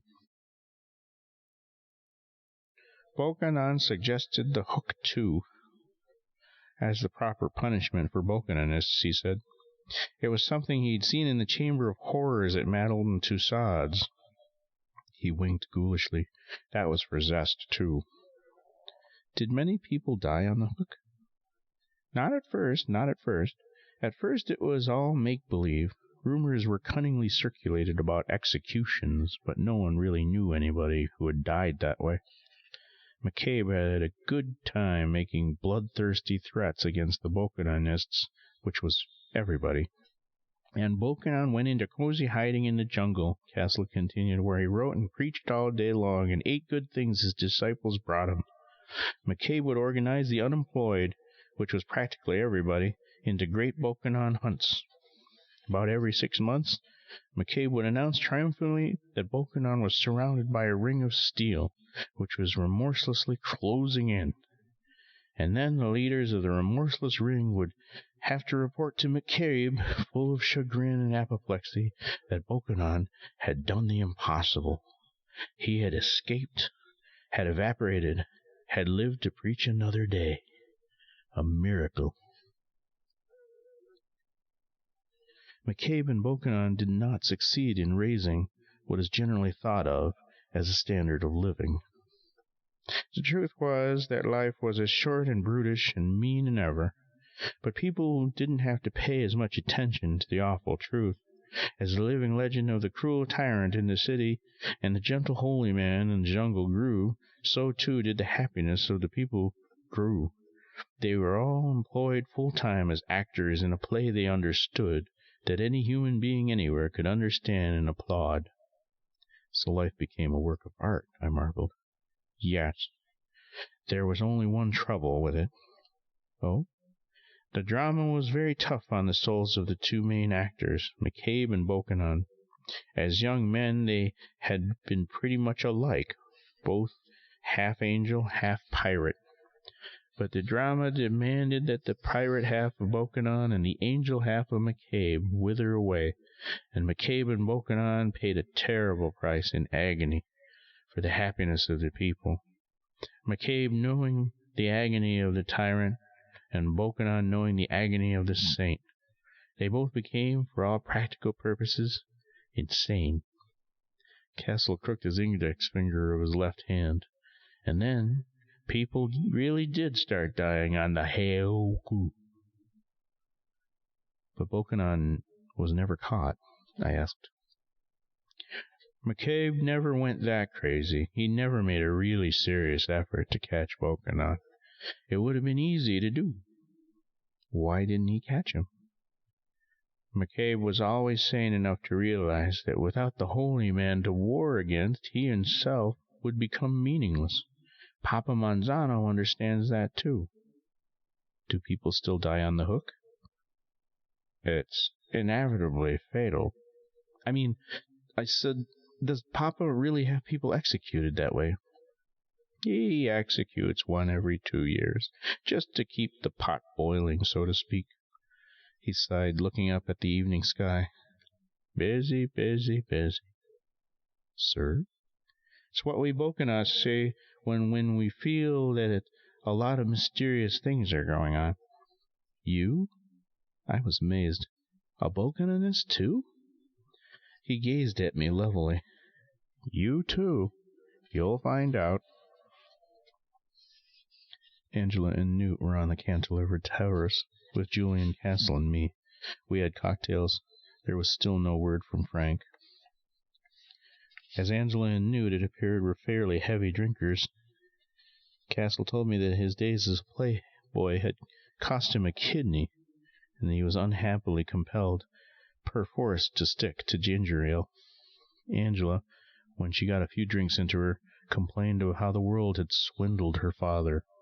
He gave so much, and they gave him so little. I pressed her for examples of the world's stinginess, and got some exact numbers. General Forge and Foundry gave him $45 bonus for every patent his work led to, she said. That's the same patent bonus they paid everybody in the company. She shook her head mournfully. $45. And just think what some of those patents were for. I assume he got a salary, too. The most he ever made was $28,000 a year. I say that's pretty good. She got very huffy. You know what movie stars make? A lot sometimes. You know Dr. Breed made $10,000 more a year than Father did? That was certainly an injustice. I'm sick of injustice. She was so shrilly exercised that I changed the subject. I asked Julian Castle what he thought had become of the painting he had thrown down the waterfall. There's a little village at the bottom, he told me. 5 or 10 shacks, I'd say. It's Papa Manzano's birthplace, incidentally. The waterfall ends in a big stone bowl there. The villagers have a net made out of chicken wire stretched across a notch in the bowl. Water spills through the notch and into a stream. And Newt's painting is in the net now, you think? I asked. This is a poor country. In case you haven't noticed, said Castle, nothing stays in the net very long. I imagine Newt's painting is being dried in the sun by now, along with the butt of my cigar. 4 square feet of gummy canvas, the flour milled and mitered sticks of the stretcher, some tacks too, and a cigar. All in all, a pretty nice catch for some poor, poor man. I could just scream sometimes, said Angela, when I think about how much some people get paid, and how little they paid Father, and how much he gave.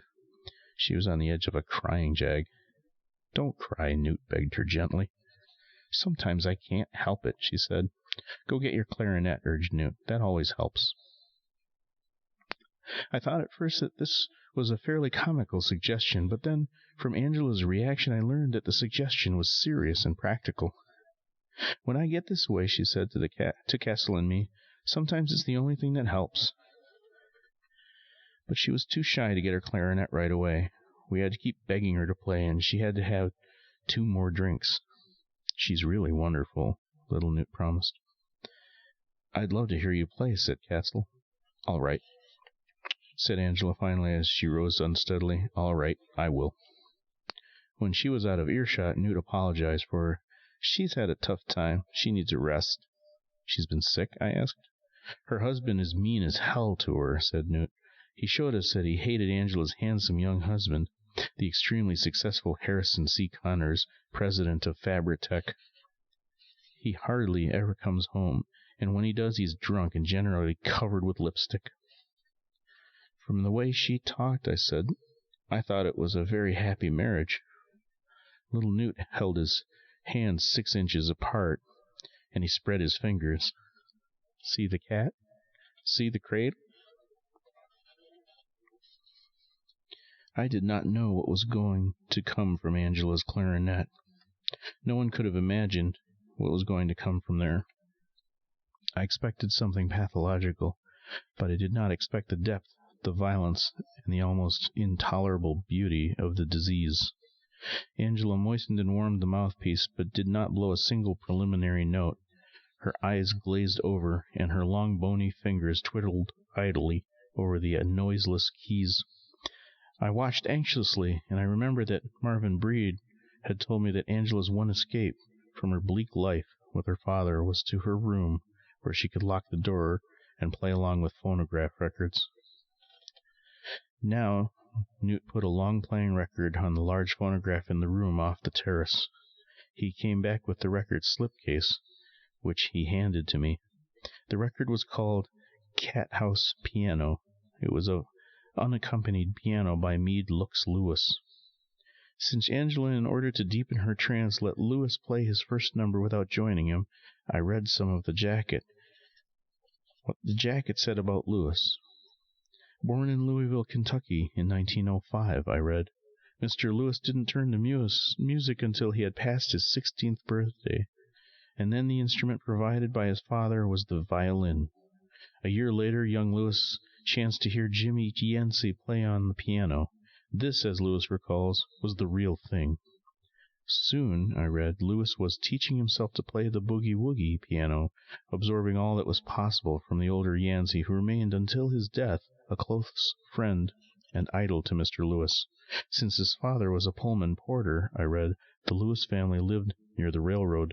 The rhythm of the trains soon became a natural pattern to young Lewis, and he composed the boogie-woogie solo now a classic of its kind, which became known as honky-tonk train blues. I looked up from my reading. The first number on the record was done. The phonograph needle was now scratching its slow way across the void to the second. The second number I heard from the jacket was Dragon Blues. Meade Lux Lewis played 4 bars alone, and then Angela Honecker joined in. Her eyes were closed. I was flabbergasted. She was great. She improvised around the music of the Pullman porter's son, went from liquid lyricism to grasping lechery, to the shrill skiddiness of a frightened child, to a heroine nightmare. Her glissandi spoke of heaven and hell and all that lay between. Such music from such a woman could only be a case of schizophrenia or demonic possession. My hair stood on end, as though Angela were rolling on the floor, foaming at the mouth and babbling fluent Babylonian. When the music was done, I shrieked at Julian Castle, who was transfixed too. My God! Life! Who can understand even 1 minute of it? Don't try, he said. Just pretend you understand. That's very good advice. I went limp. Castle quoted another poem. Tiger got to hunt, bird got to fly, man got to sit and wonder why. Tiger got to sleep, bird got to land, man got to tell himself he understand. What's that from? I asked. What could it possibly be from but the books of Bokanon? I'd love to see a copy sometime. Copies are hard to come by, said Castle. They aren't printed. They're made by hand. And of course there is no such thing as a completed copy, since Bokanon is adding things every day. Little Newt snorted. Religion! Beg your pardon, Castle said. See the cat? Asked Newt. See the cradle? Major General Franklin Honecker didn't appear for supper. He telephoned and insisted on talking to me and to no one else. He told me he was keeping a vigil by Papa's bed, that Papa was dying in great pain. Frank sounded scared and lonely. Look, I said, why don't I go back to my hotel and you and I can get together later when this crisis is over? No, you stay right there. I want you to be where I can get hold of you right away. He was panicky about my slipping out of his grasp. Since I couldn't account for his interest in me, I began to feel panic, too. Could you give me some idea what you want to see me about? I asked. Not over the telephone. Something about your father? Something about you. Something I've done? Something you're going to do. I heard a chicken clucking in the background of Frank's end of the line. I heard a door open, and xylophone music came from some chamber. The music was again When the Day is Done, and then the door closed, and I couldn't hear the music anymore. I'd appreciate it if you'd give me some small hint of what you expect me to do, so I can sort of get set, I said. Zamakibo. What? It's a Bokananist word. I don't know any Bokananist words. Julian Castle's there? Yes. Ask him, said Frank. I've got to go now. He hung up. So I asked Julian Castle what Zamakibo meant. You want a simple answer or a whole answer? Let's start with a simple one. Fate. Inevitable destiny. Cancer, said Julian Castle at dinner, when I told him that Papa was dying in pain. Cancer of what? Cancer of about everything. You say he collapsed on the reviewing stand today? He sure did, said Angela. That was the effect of the drugs, Castle declared. He's at a point now where drugs and pain just about balance out. More drugs would kill him. I'd kill myself, I think, murmured Newt. He was sitting on a sort of folding high chair he took with him when he went visiting. It was made of aluminum tubing and canvas. It beat sitting on a dictionary, an atlas, and a telephone book, he said when he directed it.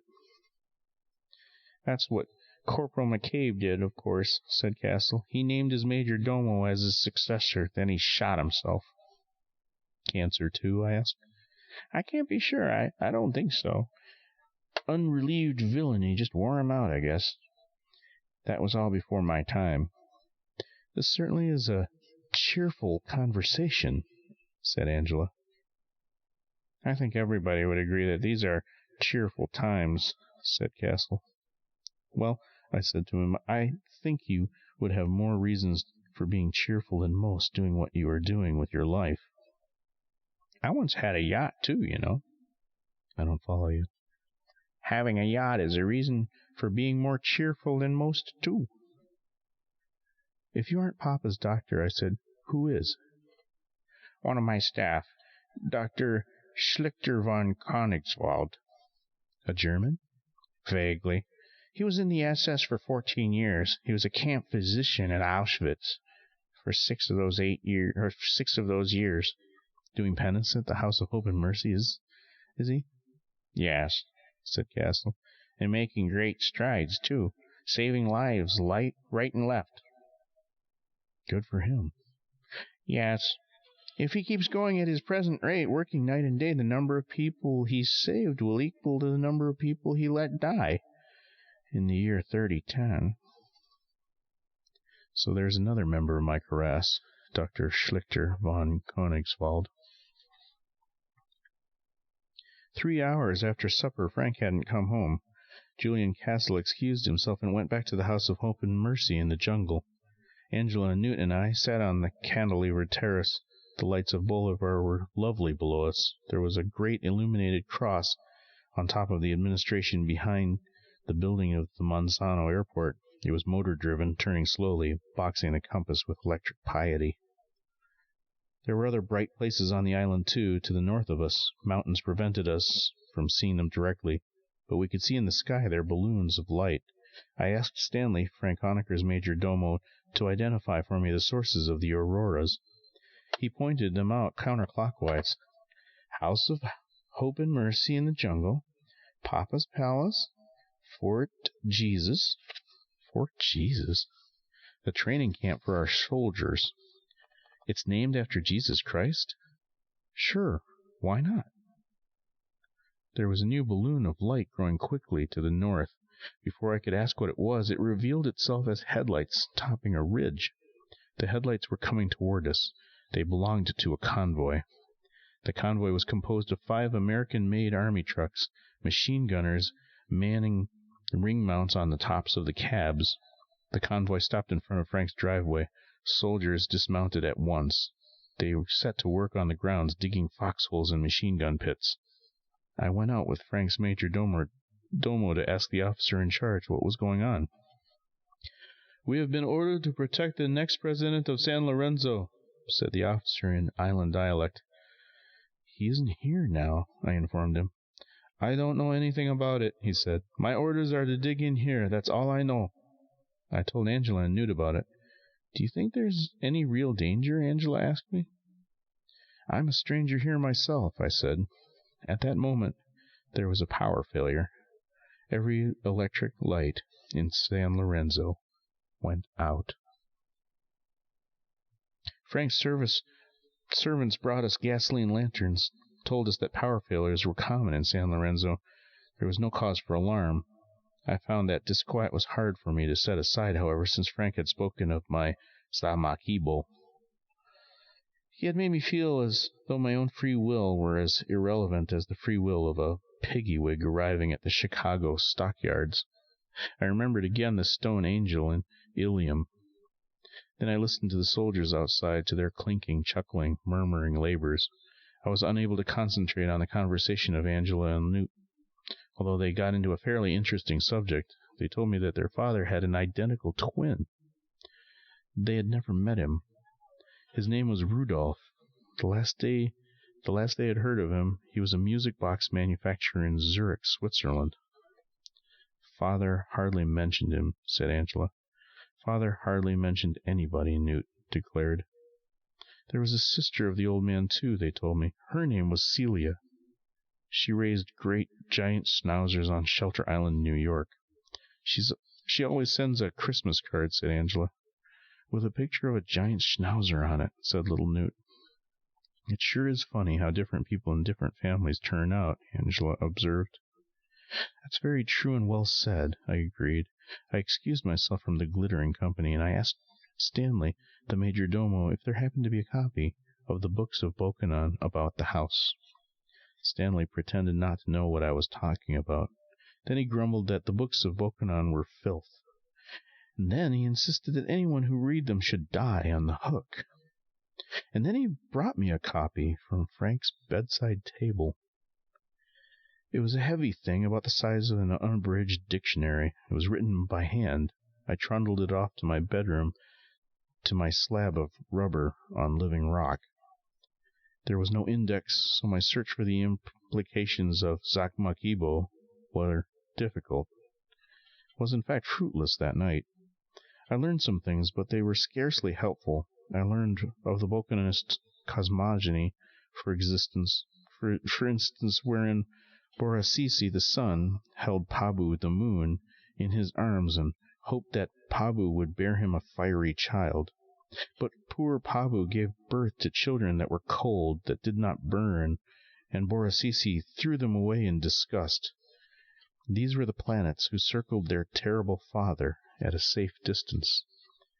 Then poor Pabu herself was cast away, and she went to live with her favorite child, which was the Earth. Earth was Pabu's favorite because it had people on it, and the people looked up at her and loved her and sympathized. And what opinion did Bokanon hold of his own cosmogony? Foma. Lies, he wrote. A pack of Foma. It's hard to believe that I'd slept at all, but I must have, for otherwise how could I have found myself awakened by a series of bangs and a flood of light? I rolled out of bed at the first bang, and ran to the heart of the house in the brainless ecstasy of a volunteer fireman. I found myself rushing headlong at Newt and Angela, who were fleeing from beds of their own. We stopped short, sheepishly analyzing the nightmarish sounds around us, sorting them out as coming from a radio, from an electric dishwasher, from a pump, all restored to noisy life by the return of electric power. The three of us awakened enough to realize that there was humor in our situation, that we had reacted in amusingly human ways to a situation that seemed mortal, but wasn't.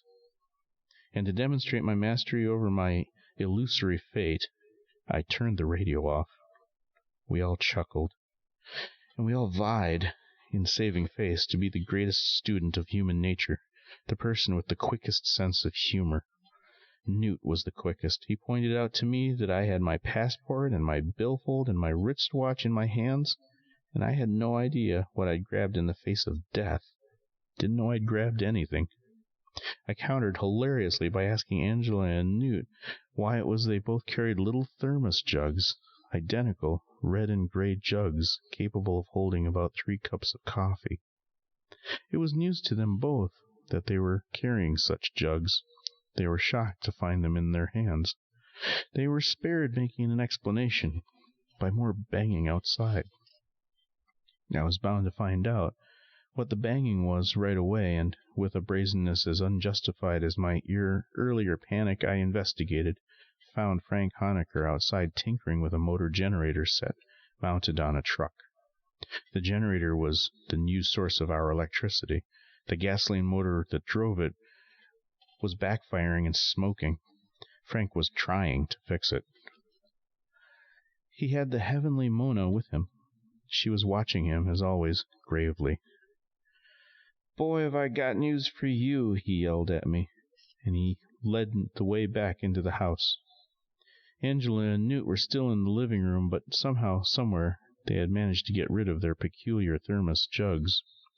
The contents of those jugs, of course, were parts of the legacies from Dr. Phoenix Honecker, were parts of the Wampeter of my Carras, were chips of Ice 9. Frank took me aside. "How awake are you?"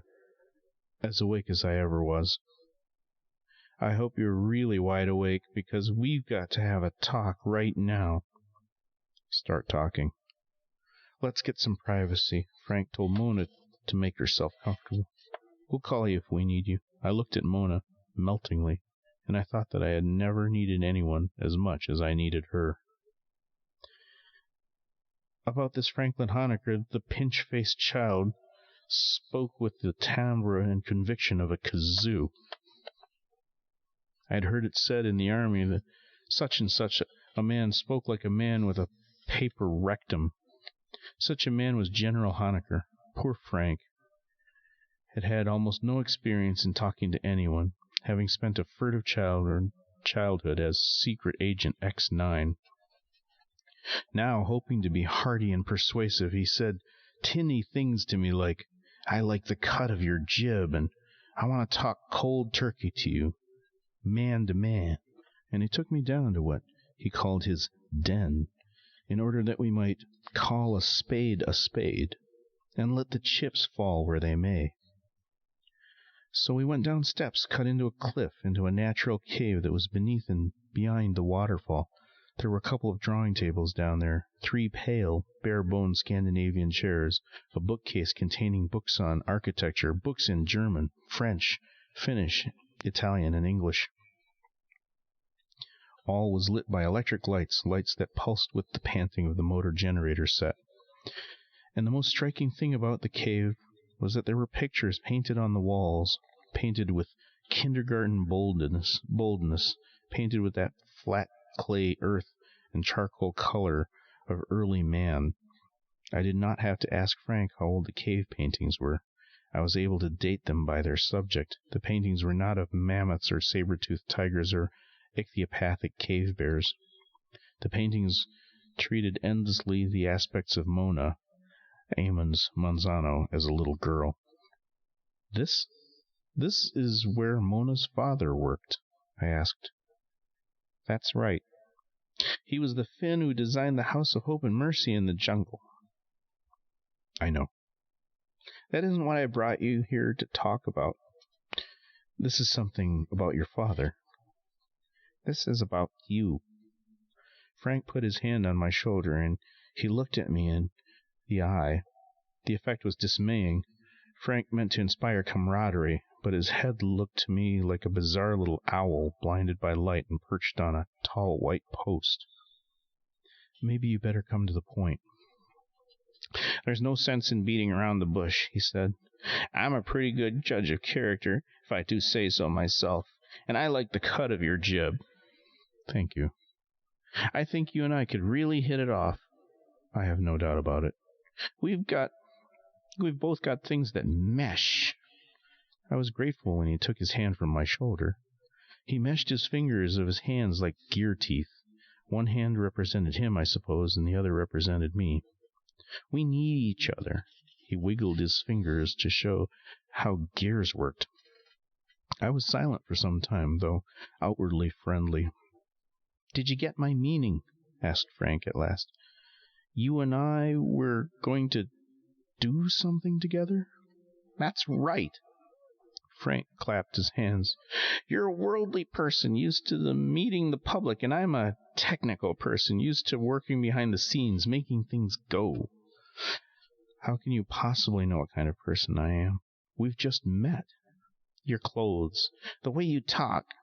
He put his hand on my shoulder again. I like the cut of your jib. So you said. Frank was frantic for me to complete his thought, and to do it enthusiastically, but I was still at sea. Am I to understand that you are offering me some kind of job here in San Lorenzo? He clapped his hands. He was delighted. That's right. What would you say to $100,000 a year? Good God, I cried. What would I have to do for that? Practically nothing. And you drink out of gold goblets every night and eat off gold plates and have a palace all your own. What's the job? President of the Republic of San Lorenzo.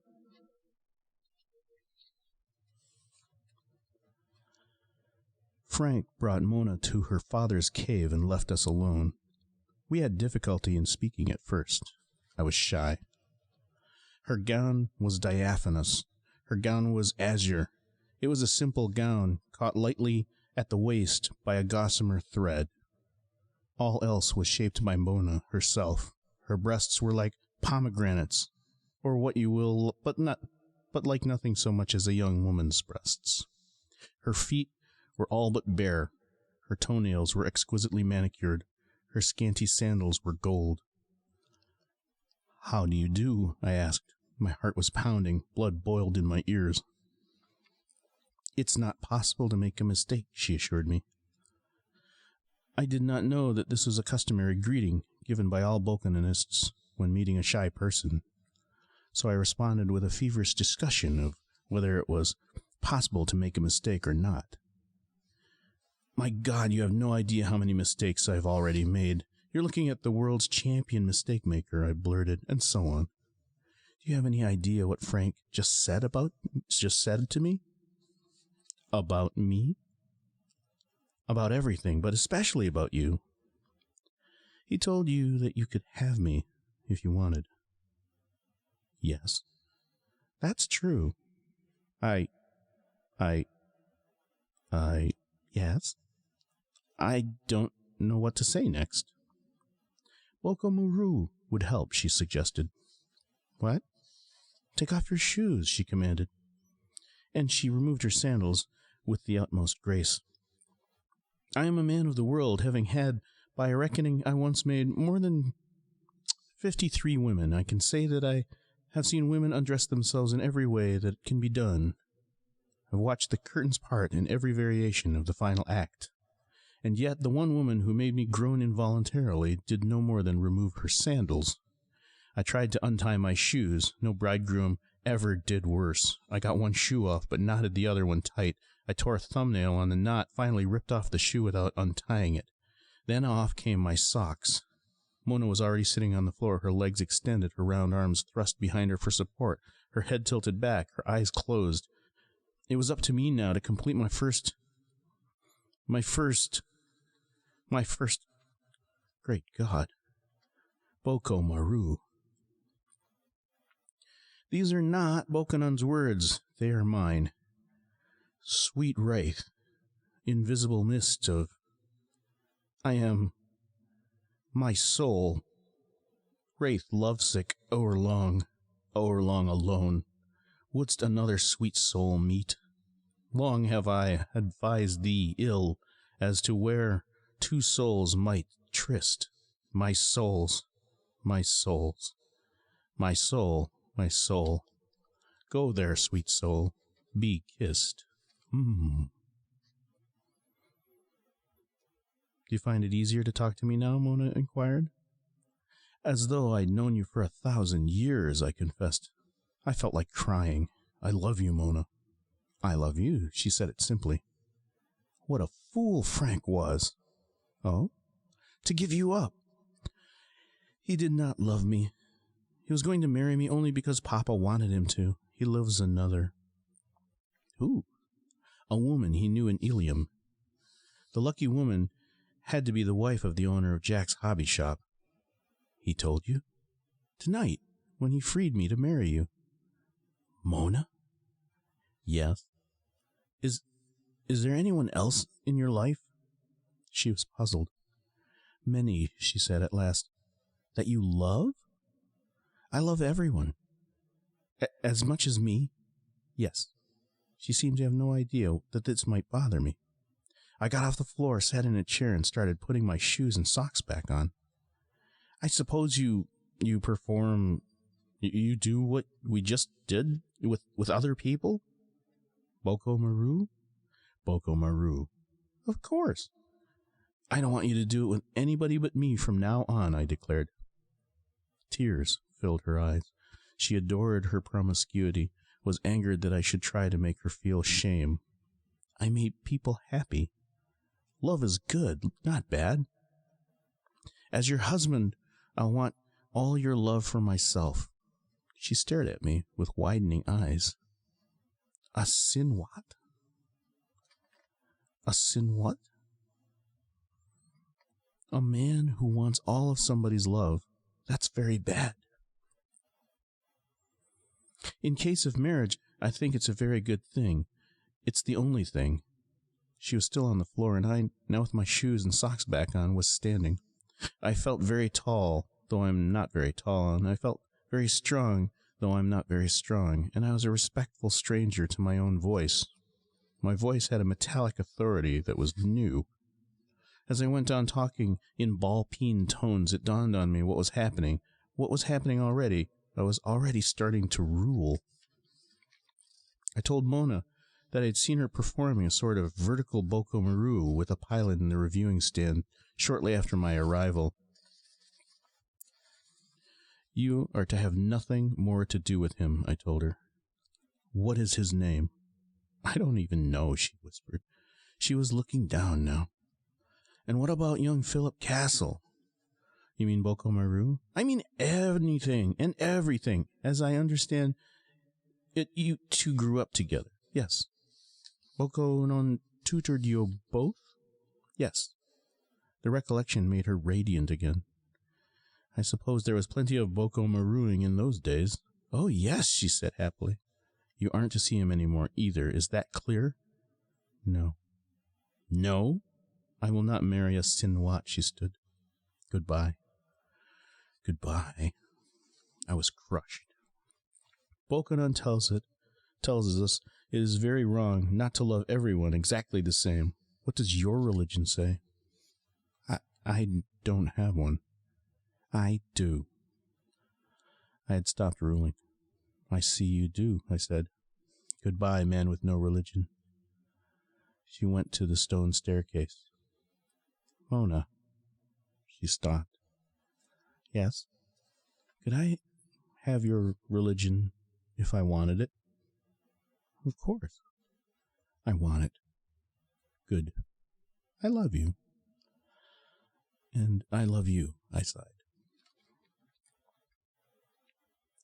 So I became betrothed at dawn to the most beautiful woman in the world, and I agreed to become the next president of San Lorenzo. Papa wasn't dead yet, and it was Frank's feeling that I should get Papa's blessing if possible.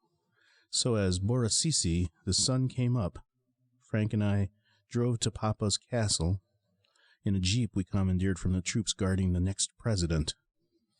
Mona stayed at Frank's. I kissed her secretly, and she went to secret sleep.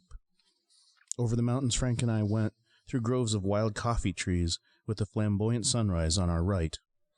It was in the sunrise that the cetacean majesty of the highest mountain on the island, of Mount McCabe, made itself known to me.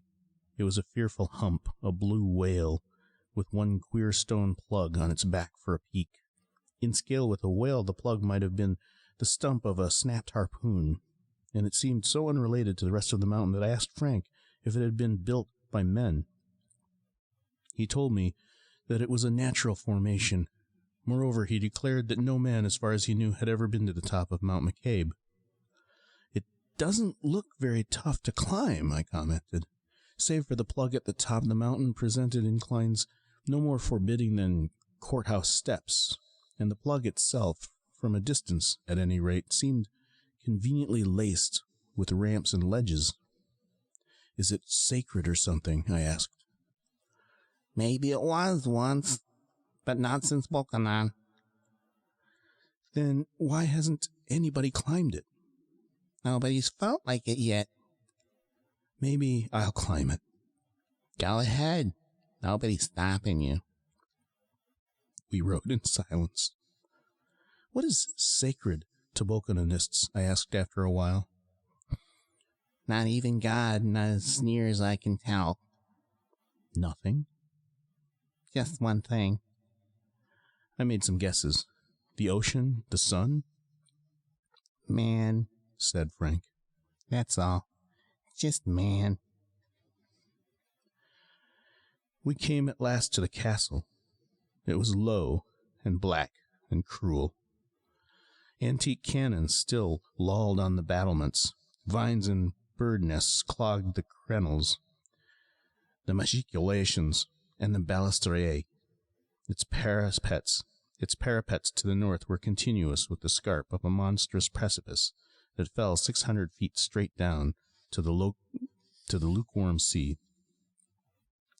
It posed the question posed by all such stone piles. How had puny men moved stones so big? And like all such stone piles, it answered the question itself. Dumb terror had moved those stones so big. The castle was built according to the wish of Tumbumwa, Emperor of San Lorenzo, a demented man, an escaped slave. Tumbumwa was said to have found its design in a child's picture book. A gory book it must have been. Just before we reached the palace gate, the ruts carried us through a rustic arch made of 2 telephone poles and a beam that spanned them. Hanging from the middle of the beam was a huge iron hook. There was a sign impaled on the hook. "This hook," the sign proclaimed, "is reserved for Bokanon himself." I turned to look at the hook again, and that thing of sharp iron communicated to me that I really was going to rule. I would chop down the hook, and I flattered myself that I was going to be a firm, just, and kindly ruler, and that my people would prosper. Fata Morgana? Mirage. Frank and I couldn't get right in to see Papa. Dr. Schlichter von Königswald, the physician in attendance, muttered that we would have to wait about a half an hour. So Frank and I waited in the anteroom of Papa's suite, a room without windows. The room was 30-foot square, furnished with several rugged benches and a card table. The card table supported an electric fan. The walls were stone. There were no pictures, no decorations of any sort on the walls. There were iron rings fixed to the wall. However, 7 feet off the floor and at intervals of 6 feet, I asked Frank if the room had ever been a torture chamber. He told me it had, and that the manhole cover on which I stood was the lid of an oubliette. There was a listless guard in the anteroom. There was also a Christian minister who was ready to take care of Papa's spiritual needs as they arose. He had a brass dinner bell and a hat box with holes drilled in it, and a Bible, and a butcher knife, all laid out on the bench beside him. He told me there was a live chicken in the hat box. The chicken was quiet, he said, because he had fed it tranquilizers. Like all San Lorenzans past the age of 25, he looked at least 60. He told me that his name was Dr. Vox Humana, that he was named after an organ stop that had struck his mother when San Lorenzo Cathedral was dynamited in 1923. His father, he told me without shame, was unknown. I asked him about what particular Christian sect he represented, and I observed frankly that the chicken and the butcher knife were novelties insofar as my understanding of Christianity went. The bell, I commented, I can understand that. Might fit in nicely. He turned out to be an intelligent man. His doctorate, which he invited me to examine, was awarded by the Western Hemisphere University of the Bible of Little Rock, Arkansas. He made contact with the university through a classified ad in Popular Mechanics, he told me. He said that the motto of the university had become his own, and that explained the chicken and the butcher knife. The motto of the university was this: make religion live. He had said that he had to feel this way. He had said he had had to feel his way along with Christianity, since Catholicism and Protestantism had been outlawed along with Bokononism. So, if I'm going to be a Christian under those conditions, I have to make up a lot of new stuff. So, he said in a dialect, "Yek ye bam goin be gret yin uner zon konstizien, they hap my you un lot niet stop." Dr. Schlichter von Koningswald now came out of Papa's suite, looking very German, very tired. You can see Papa now. We're careful not to tire him, Frank promised. "If you could kill him," said von Koningswald, "I think he'd be grateful." Papa Manzano and his merciless disease were in a bed that was made of a golden dinghy. Tiller, painter, oarlocks, and all gilt. His bed was the lifeboat of Bokonon's old schooner, the Lady's Slipper. It was the lifeboat of the ship that had brought Bokonon and Corporal McCabe to San Lorenzo so long ago. The walls of the room were white, but Papa radiated pain so hot and bright that the walls seemed bathed in angry red. He was stripped from the waist up, and his glistening belly wall was knotted. His belly shivered like a luffing sail. Around his neck hung a chain with a cylinder the size of a rifle cartridge for a pendant. I supposed that the cylinder contained some magic charm. I was mistaken. It contained a splinter of Ice 9. Papa could hardly speak. His teeth chattered, and his breathing was beyond control. Papa's agonized head was at the bow of the dinghy, bent back. Mona's xylophone was near the bed. She had apparently tried to soothe Papa with music the previous evening. "Papa," whispered Frank. "Goodbye," Papa gasped. His eyes were bugging, sightless. "I brought a friend." "Goodbye." "He's going to be the next president of San Lorenzo. He'll be a much better president than I could be." "Ice," Papa whimpered. "He asks for ice," said von Koningswald. "When we bring it, he does not want it." Papa rolled his eyes. He relaxed his neck, took the weight of his body from the crown of his head, and then he arched his neck again. "Does not matter," he said. "Who is president of—" He did not finish. I finished for him. "San Lorenzo?" "San Lorenzo," he agreed. He managed a crooked smile. "Good luck," he croaked. "Thank you, sir," I said. Doesn't matter. Bokonon, get Bokonon. I attempted a sophisticated reply to this last. I remembered that for the joy of the people, Bokonon was always to be chased, was never to be caught. I will get him. Tell him. I leaned closer in order to hear the message from Papa to Bokonon. Tell him I am sorry I did not kill him, said Papa. I will. You kill him. Yes, sir. Papa gained control enough of his voice to make it commanding. I mean, really. I said nothing to that. I was not eager to kill anyone. He teaches the people lies, and lies, and lies. Kill him and teach the people truth. Yes, sir. You and Honecker, you teach them science. Yes, sir, I will, I promised. Science is magic that works. He fell silent, relaxed, closed his eyes, and then he whispered, Last rites. Von Königswald called Dr. Vox Humana in. Dr. Humana took his tranquilized chicken out of the bat box, preparing to administer Christian last rites as he understood them. Papa opened his eye.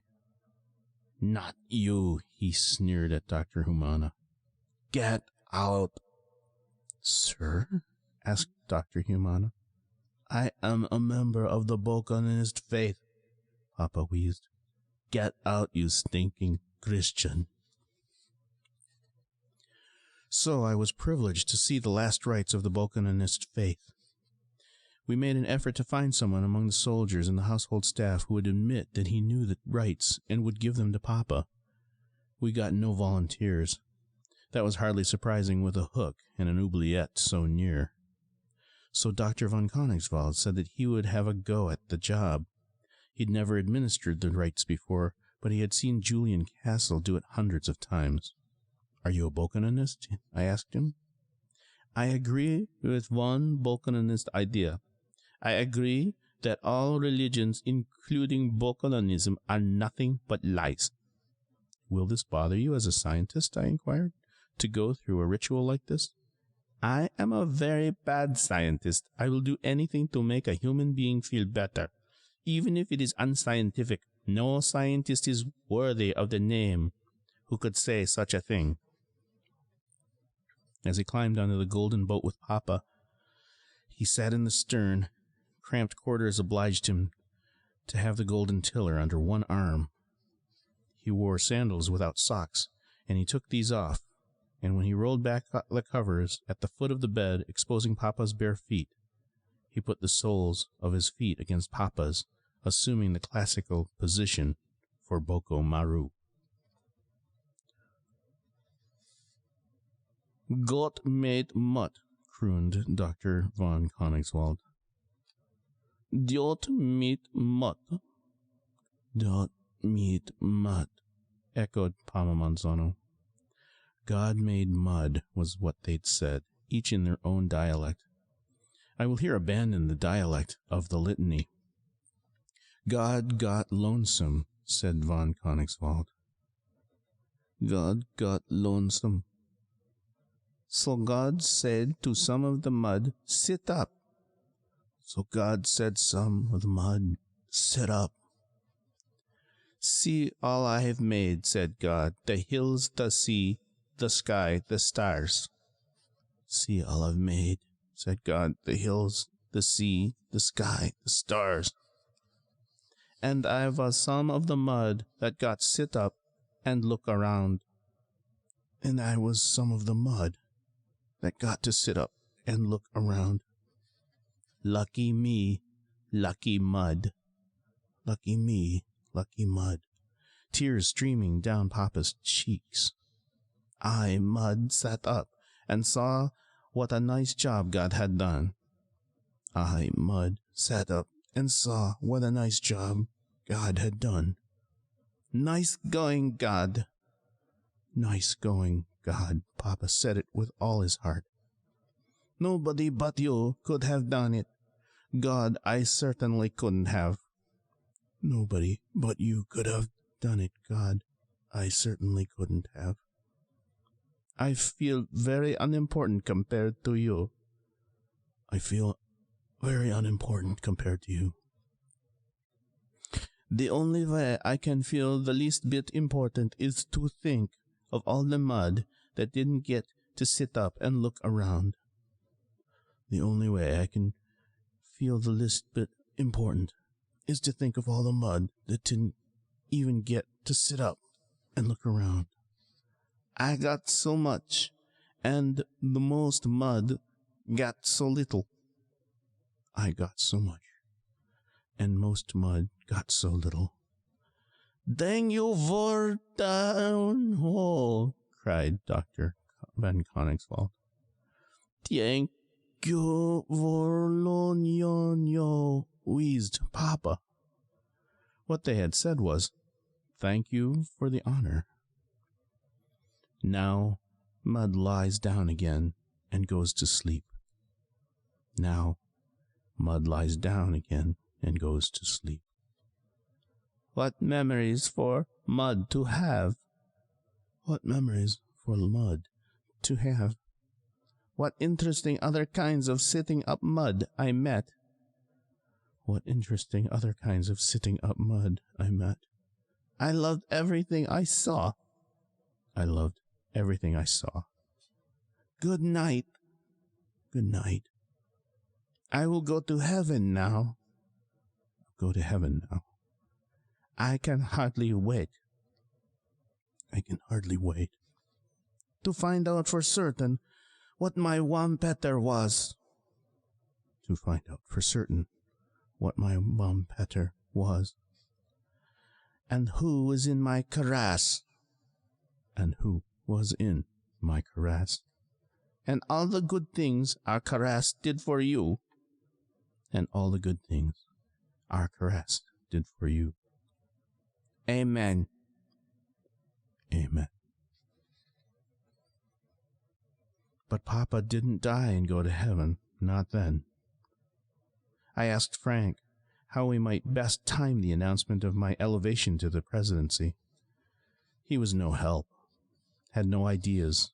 He left it all up to me. I thought you were going to back me up, I complained. As far as anything technical goes. Frank was prim about it. I wasn't to violate his integrity as a technician. Wasn't to make him exceed the limits of his job. I see. However you want to handle people is all right with me. That's your responsibility. This abrupt abdication of Frank from all human affairs shocked and angered me, and I said to him, meaning to be satirical, you mind telling me what, in a purely technical way, is planned for this day of days? I got a strictly technical reply. Repair the power plant and stage an air show. Good, so one of my first triumphs as president will be to restore electricity to my people. Frank didn't see anything funny in that. He gave me a salute. I'll try, sir. I'll do my best for you. I can't guarantee how long it'll be before we get juice back. That's what I want. A juicy country. I'll do my best, sir. Frank saluted me again. And the air show? I asked. What's that? I got another wooden reply. At 1 o'clock this afternoon, sir, 6 planes of the San Lorenzo Air Force will fly past the palace here and shoot at targets in the water. It's part of the celebration of the Day of the 100 Martyrs to Democracy. The American ambassador also plans to throw a wreath into the sea. So I decided tentatively that I would have Frank announce my apotheosis immediately following the wreath ceremony and the air show. What do you think of that? I said to Frank. You're the boss, sir. I think I'd better have a speech ready, I said, and there should be some sort of swearing in to make it look dignified, official. You're the boss, sir. Each time he said those words, they seemed to come from farther away, as though Frank was descending the rungs of a ladder into a deep shaft while I was obliged to remain above. And I realized with chagrin that my agreeing to be the boss had freed Frank to do what he wanted to do more than anything else. to do what his father had done, to receive honors and creature comforts, while escaping human responsibilities. He was accomplishing this by going down a spiritual oubliette. So I wrote my speech in a round bare room at the foot of a tower. There was a table and a chair, and the speech I wrote was round and bare and sparsely furnished, too. It was hopeful. It was humble. And I found it impossible not to lean on God. I had never needed such support before, and so had never believed that such support was available. Now, I found that I had to believe in it, and I did. In addition, I would need the help of people. I called for a list of the guests who were to be at the ceremonies and found that Julian Castle and his son had not been invited. I sent messengers to invite them at once, since they knew more about my people than anyone, with the exception of Bokanon. As for Bokanon,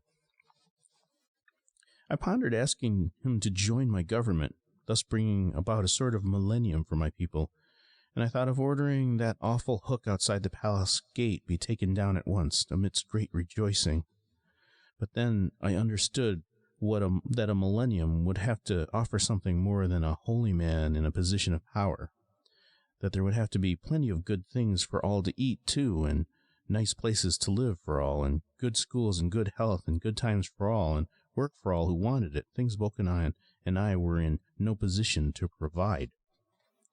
So good and evil had to remain separate, good in the jungle and evil in the palace. Whatever entertainment there was in that was about all we had to give the people. There was a knock at my door. A servant told me that the guests had begun to arrive. So I put my speech in my pocket, and I mounted the spiral staircase in my tower. I arrived at the uppermost battlement of my castle, and I looked out at my guests, my servants, my cliff, and my lukewarm sea. When I think of all those people on my uppermost battlement, I think of Bokanon's 119th Calypso, wherein he invites us to sing along with him. Where's my good old gang done gone? I heard a sad man say. I whispered in that sad man's ear, your gang's done gone away. Present were Ambassador Horlick Minton and his lady, H. Lowe Crosby, a bicycle manufacturer, and his Hazel, Dr. Julian Castle, humanitarian and philanthropist, and his son Philip, author and innkeeper, little Newton Honecker, the picture painter, and his musical sister, Mrs. Harrison C. Connors, my heavenly Mona, Major General Franklin Honecker, and 20 assorted San Lorenzo bureaucrats and military men. Dead. Almost all dead now. As Bokanon tells us, it is never a mistake to say goodbye. There was a buffet on my battlements, a buffet burdened with native delicacies, roasted warblers in little overcoats made of their own blue-green feathers, lavender land crabs taken from their shells, minced, fried in coconut oil, and returned to their shells, fingerling barracuda stuffed with banana paste, and on unleavened, unseasoned cornmeal wafers, bite-sized cubes of boiled albatross. The albatross, I was told, had been shot from the very butzen in which the buffet stood. There were 2 beverages offered, both uniced, Pepsi-Cola and native rum. The Pepsi-Cola was served in plastic pilsners. The rum was served in coconut shells. I was unable to identify the sweet bouquet of the rum, although it somehow reminded me of my early adolescence. Frank was able to name the bouquet for me. Acetone. Acetone? Used in model airplane cement. I did not drink the rum. Ambassador Minton did a lot of ambassadorial gourmand saluting with his coconut, pretending to love all men and all the beverages that sustained them. But I did not see him drink. He had with him, incidentally, a piece of luggage of a sort I'd never seen before. It looked like a French horn case and proved to contain the memorial wreath that was to be cast into the sea. The only person I saw drink the rum was H. Lowe Crosby, who plainly had no sense of smell. He was having a good time, drinking acetone from his coconut, sitting on a cannon, blocking the touch hole with his big behind. He was looking out to sea through a huge pair of Japanese binoculars. He was looking at targets mounted on bobbing floats anchored offshore. The targets were cardboard cutouts shaped like men. They were to be fired upon and bombed in a demonstration of might by the 6 planes of the San Lorenzo Air Force. Each target was a caricature of some real person, and the name of that person was painted on the target's back and front. I asked who the caricaturist was, and learned that it was Dr. Vox Humana, the Christian minister. He was at my elbow. I didn't know you were talented in that direction, too. Oh, yes. When I was a young man, I had a very hard time deciding what to be. I think the choice you made was the right one. I prayed for guidance from above. You got it. H. Lowe Crosby handed his binoculars to his wife. There's old Joe Stalin closest in, and old Fidel Castro's anchored right next to him. And there's old Hitler, chuckled Hazel, delighted. And there's old Mussolini, and some old Jap. And there's old Karl Marx. And there's old Kaiser Bill, spiked hat and all, cooed Hazel. I never expected to see him again. And there's old Mao. You see old Mao? Oh, isn't he gonna get it? Asked Hazel. Isn't he gonna get the surprise of his life? This sure is a cute idea. They got practically every enemy that freedom ever had out there, H. Lowe Crosby declared. None of the guests knew yet that I was to be president. None knew how close to death Papa was. Frank gave out the official word that Papa was resting comfortably, that Papa sent his best wishes to all. The order of events as announced by Frank was that Ambassador Minton would throw his wreath into the sea in honor of the 100 martyrs, and then the airplanes would shoot the targets in the sea, and then he, Frank, would say a few words. He did not tell the company that, following his speech, there would be a speech by me. So I was treated as nothing more than a visiting journalist, and I engaged in harmless grandfoolery here and there.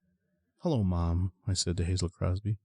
Well, if it isn't my boy, Hazel gave me a perfumed hug, and she told everybody, this boy's a Hoosier.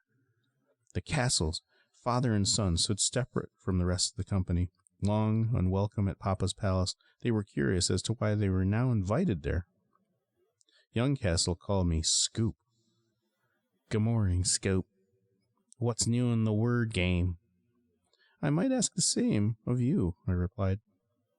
I think I'm calling a general strike of all writers until mankind finally comes to its senses. Would you support it? Do writers have a right to strike? That would be like the police or the firemen walking out. Or college professors. Or college professors, I agreed. I shook my head. No, I don't think my conscience would let me support a strike like that. When a man becomes a writer, I think he takes on a secret obligation to produce beauty and enlightenment and comfort at top speed. I just can't help thinking what a real shaking up it would give people if all of a sudden there were no new books, new plays, new histories, new poems. And how proud would you be when people started dying like flies? I demanded.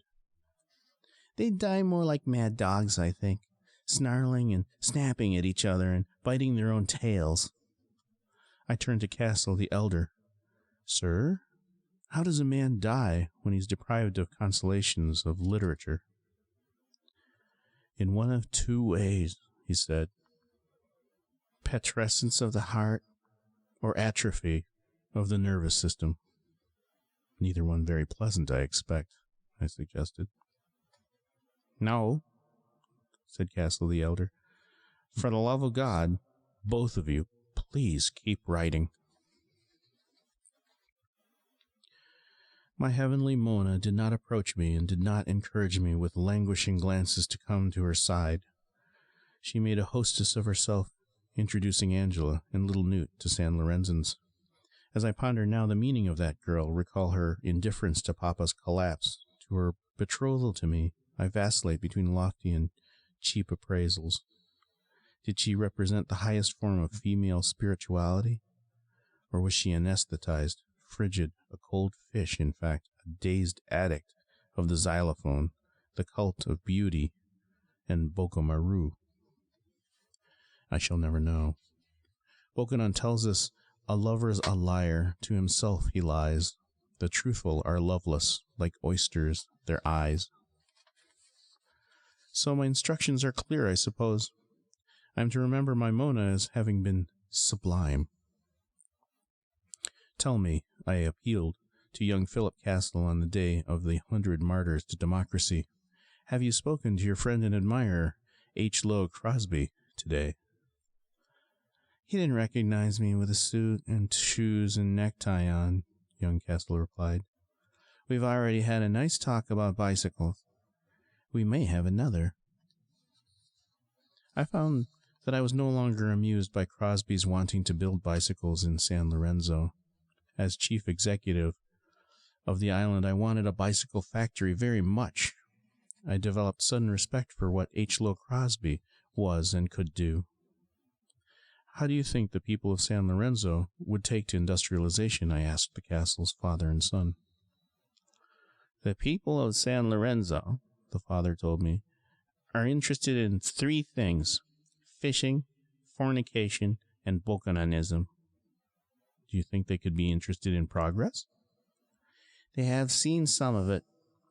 There's only one aspect of progress that really excites them. What's that? The electric guitar. I excused myself, and I rejoined the Crosbys. Frank Honecker was with them, explaining who Bokonon was and what he was against. He's against science. How can anybody in his right mind be against science? Asked Crosby. I'd be dead now if it wasn't for penicillin. Oops. I'd be dead now if it wasn't for penicillin, said Hazel. And so would my mother. How old is your mother? I inquired. 106. Isn't that wonderful? It certainly is, I agreed. And I'd be a widow, too, if it wasn't for the medicine that they gave my husband that time, said Hazel. She had to ask her husband what the name of the medicine was. Honey, what was the name of that stuff that saved your life that time? Sulfathiazole. And I made the mistake of taking an albatross canapé from a passing tray. As it happened, as it was supposed to happen, Bokonon would say, albatross meat disagreed with me so violently that I was ill the moment I choked the first piece down. I was compelled to canter down the stone spiral staircase in search of a bathroom. I availed myself of one adjacent to Papa's suite. And when I shuffled out, somewhat relieved, I was met by Dr. Schlichter von Königswald, who was bounding from Papa's bedroom. He had a wild look, and he took me by the arms and he cried, What is it? What was it he had hanging around his neck? I beg your pardon? He took it. Whatever was in that cylinder, Papa took. Now he's dead. I remembered the cylinder Papa had hung around his neck, and I made no obvious guess as to its contents. Cyanide? Cyanide? Cyanide turns a man to cement in a second? Cement? Marble? Iron? I've never seen such a rigid corpse before. Strike it anywhere and you get a noise like a marimba. Come, look. Von Königswald hustled me into Papa's bedroom. In bed, in the golden dinghy, was a hideous thing to see. Papa was dead, but he was not a corpse to which one could say, at rest, at last. Papa's head was bent back as far as it would go. His weight rested on the crown of his head and the soles of his feet, with the rest of his body forming a bridge whose arch thrust toward the ceiling. He was shaped like an andiron. That he had died of the contents of the cylinder around his neck was obvious. One hand held the cylinder, and the cylinder was uncapped, and the thumb and index finger of the other hand, as though having been released a little pinch of something, were stuck between his teeth. Dr. von Koenigswald slipped the thole pin of an oarlock from its socket in the gunwale of the gilded dinghy. He tapped Papa on his belly with the steel oarlock, and Papa really did make a sound like a marimba. And Papa's lips and nostrils and eyeballs were glazed with a blue-white frost. Such a syndrome is no novelty now, God knows. It certainly was then. Papa Manzano was the first man in history to die of Ice 9. I record that fact for whatever it may be worth. Write it all down, Bokanon tells us. He is really telling us, of course, how futile it is to write or read histories. Without accurate records of the past, how can men and women be expected to avoid making serious mistakes in the future? He asks ironically. So again, Papa Manzano was the first man in history to die of Ice 9.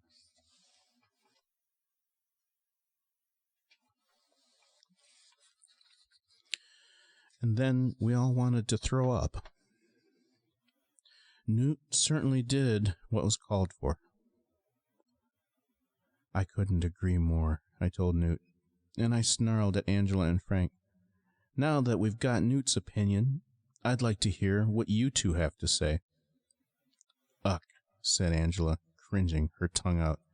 She was the color of putty. Are those your sentiments too? I asked Frank. Uck, General, is that what you say? Frank had his teeth bared, and his teeth were clenched, and he was breathing shallowly and whistlingly between them. Like the dog, murmured little Newt, looking down at von Koenigswald. What dog?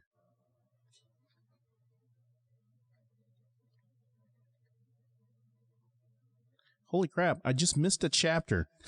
I'm 2 pages ahead. I'm going to skip back. Okay. I don't know what happened here. No missing pages. All right, okay. So again, Papa Manzano was the first man in history to die of Ice 9.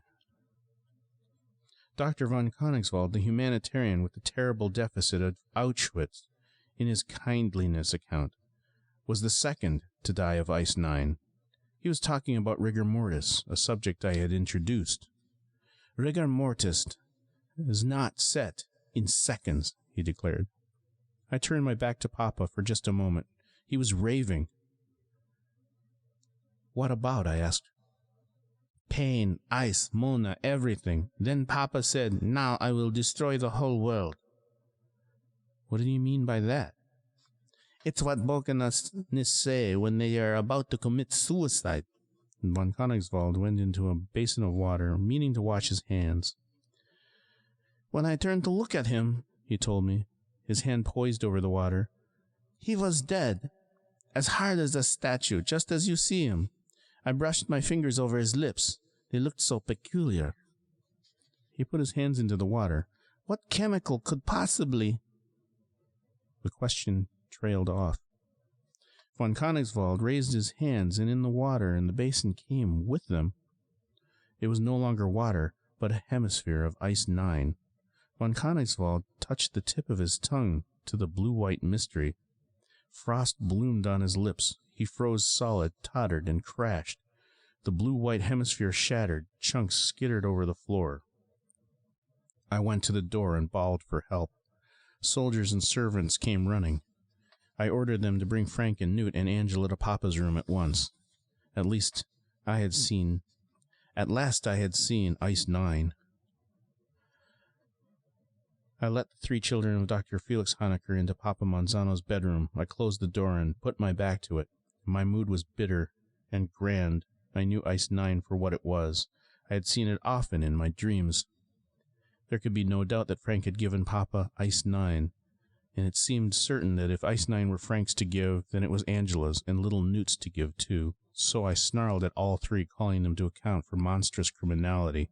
I told them that the jig was up, that I knew about them and Ice 9. I tried to alarm them about Ice 9's being a means to ending life on Earth. I was so impressive that they never thought to ask how I knew about Ice 9. Feast your eyes, I said. While as Bokanon tells us, God never wrote a good play in his life, the scene in Papa's room did not lack for spectacular issues and props. And my opening speech was the right one. But the first reply from a Honecker destroyed all magnificence. Little Newt threw up. And then we all wanted to throw up. Newt certainly did what was called for. I couldn't agree more, I told Newt, and I snarled at Angela and Frank. Now that we've got Newt's opinion, I'd like to hear what you have to say. Uck, said Angela, cringing her tongue out. She was the color of putty. Are those your sentiments too? I asked Frank. Uck, General, is that what you say? Frank had his teeth bared, his teeth were clenched, and he was breathing shallowly and whistlingly between them. Like the dog, murmured little Newt, looking down at von Koningswald. What dog? Newt whispered his answer, and there was scarcely anyone behind that whisper. But such were the acoustics of the stone-walled room that we heard the whisper as clearly as we would have heard the chiming of a crystal bell. Christmas Eve, when Father died. Newt was talking to himself, and when I asked him to tell me about the dog on the night his father died, he looked up at me as though I had intruded on a dream. He found me irrelevant. His brother and sister, however, belonged in the dream, and he talked to his brother in that nightmare, told Frank, "You gave it to him. That's how you got this fancy job, isn't it?" Newt asked Frank wonderingly. "What did you tell him? That you had something better than the hydrogen bomb?" Frank didn't acknowledge the question. He was looking around the room intently, taking it all in. He unclenched his teeth, and he made them click rapidly, blinking his eyes with every click. His color was coming back, and this is what he said.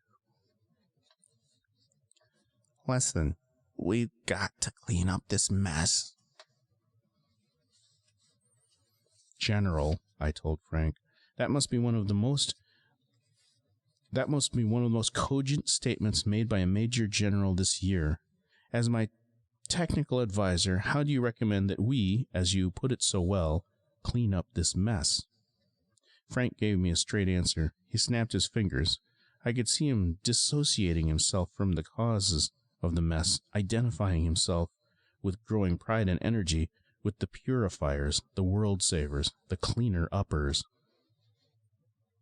"Brooms, dustpans, blowtorch, hot plate, buckets," he commanded, snapping his fingers. You propose applying a blowtorch to the bodies? I asked. Frank was so charged with technical thinking now that he was practically tap dancing to the music of his fingers. "We'll sweep up the big pieces on the floor, melt them in a bucket on a hot plate, then we'll go over every square inch of floor with a blowtorch in case there are any microscopic crystals. What we'll do with the bodies in the bed..." He had to think some more. "A funeral pyre," he said, really pleased with himself. "I'll have a great big funeral pyre built around by the hook, and we'll have the bodies and the bed carried out and thrown on." He started to leave, to order the pyre built, to get the things we needed in order to clean up the room. Angela stopped him. How could you? She wanted to know. Frank gave her a glassy smile. "Everything's going to be all right."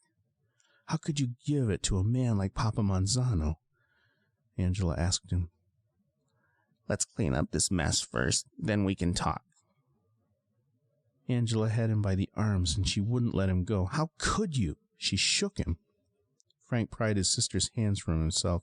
His glassy smile went away, and he turned sneeringly nasty for a moment in which he told her with all possible contempt, "I bought myself a job just the way you bought yourself a tomcat husband, just the way Newt bought himself a week in Cape Cod with a Russian midget." The glassy smile returned. Frank left, and he slammed the door. Sometimes the poulpa, Bokanon tells us, exceeds the power of humans to comment.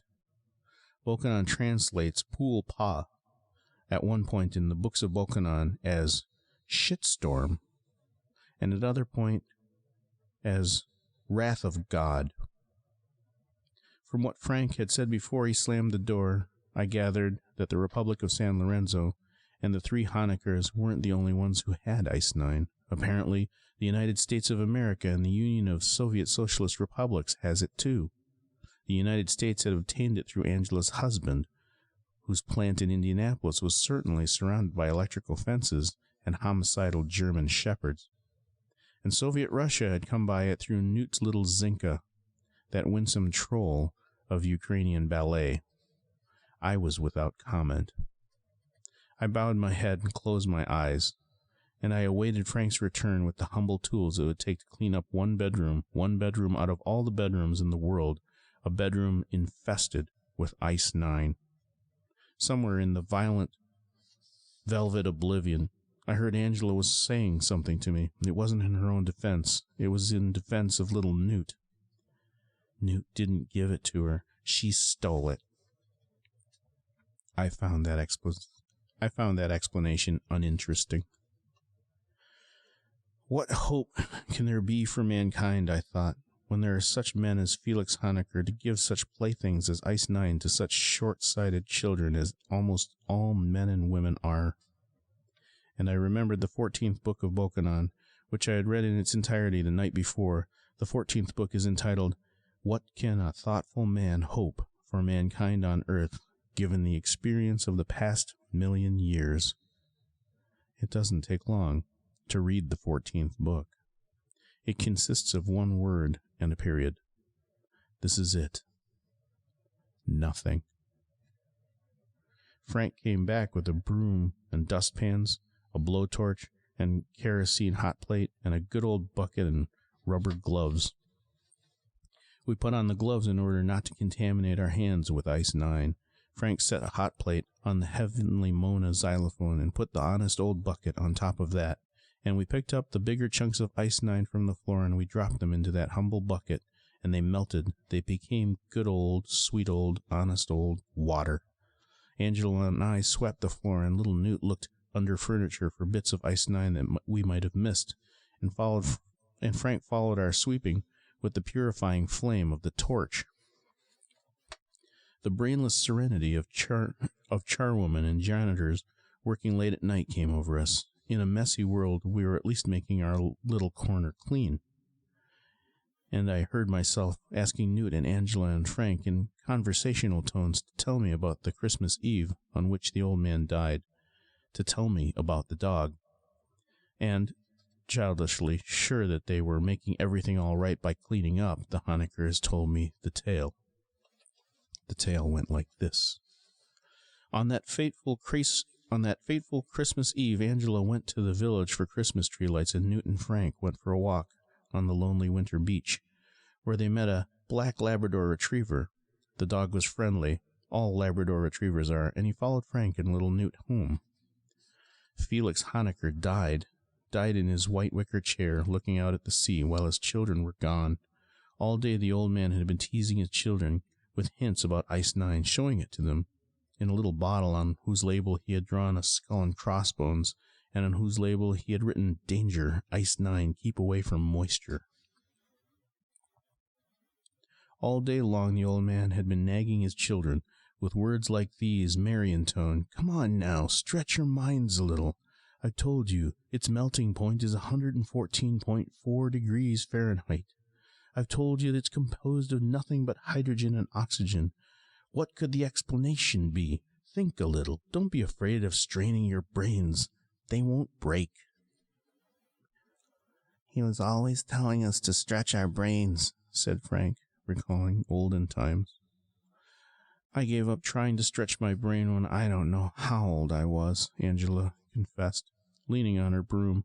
I couldn't even listen to him when he talked about science. I'd just nod and pretend I was trying to stretch every brain. I was trying to stretch my brain, but that poor brain, as far as science went, didn't have any more stretch than an old garter belt. Apparently, before he sat down in his wicker chair and died, the old man played puddly games in the kitchen with water and pots and pans and Ice 9. He must have been converting water to Ice 9 and back to water again, for every pot and pan was out on the kitchen countertops. A meat thermometer was out too, so the old man must have been taking the temperature of things. The old man meant to take only a brief time out in his chair, for he left quite a mess in the kitchen. Part of the disorder was a saucepan filled with solid ice-9. He had no doubt meant to melt it up, to reduce the world's supply of the blue-white stuff to a splinter in a bottle again, after a brief time out.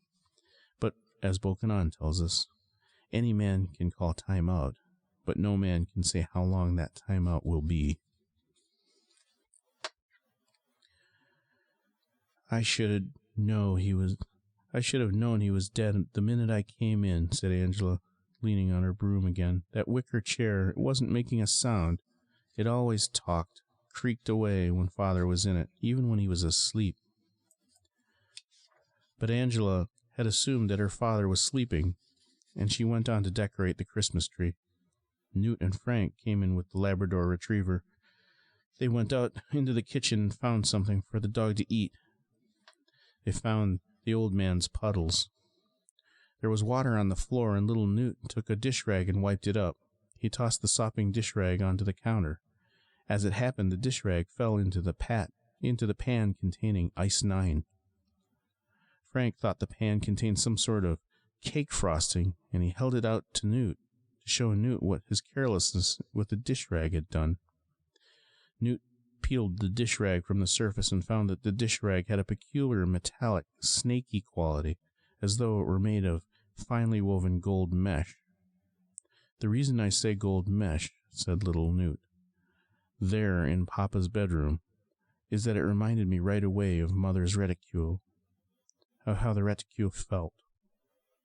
Angela explained sentimentally that when a child, Newt had treasured his mother's gold reticule. I gathered that it was a little evening bag. It felt so funny to me, like nothing else I'd ever touched, said Newt, investigating his old fondness for the reticule. I wonder what happened to it. I wonder what happened to a lot of things, said Angela. The question echoed back through time, woeful, lost. What happened to the dish rag that felt like a reticule, at any rate, was that Newt held it out to the dog, and the dog licked it, and the dog froze stiff. Newt went to tell his father about the stiff dog and found out that his father was stiff too. Our work in Papa's bedroom was done at last, but the bodies still had to be carried to the funeral pyre. We decided that it should be done with pomp, that we should put it off until the ceremonies in honor of the 100 martyrs to democracy was over. The last thing we did was stand von Königswald on his feet in order to decontaminate the place where he had been lying. And then we hid him, standing up, in Papa's clothes closet. I'm not sure why we hid him. I think it must have been to simplify the tableau. As for Newt's and Angela's and Frank's tale of how they divided up the world's supply of ice-9 on Christmas Eve, it petered out when they got to details of the crime itself.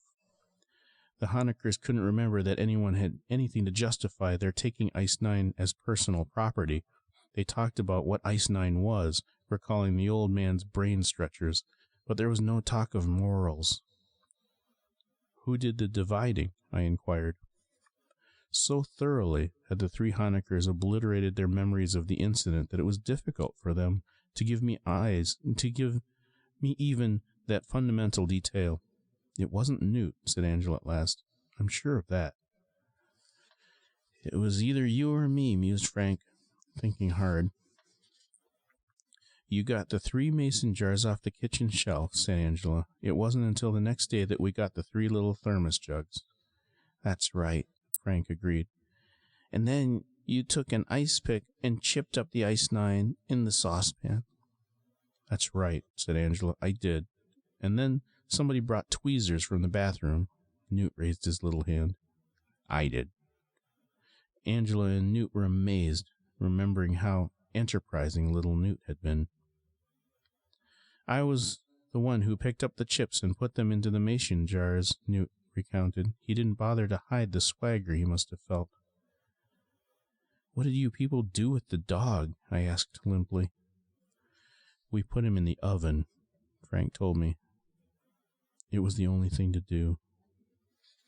History, writes Bokanon. Read it and weep. So I once again mounted the spiral staircase in my tower, once again arrived at the uppermost battlement of my castle, and once more looked out at my guests, my servants, my cliff, and my lukewarm sea. The Honeckers were with me. We had locked Papa's door, and had spread the word amongst the household staff that Papa was feeling much better. Soldiers were now building a funeral pyre out by the back. They did not know what the pyre was for. There were many, many secrets that day. Busy, busy, busy.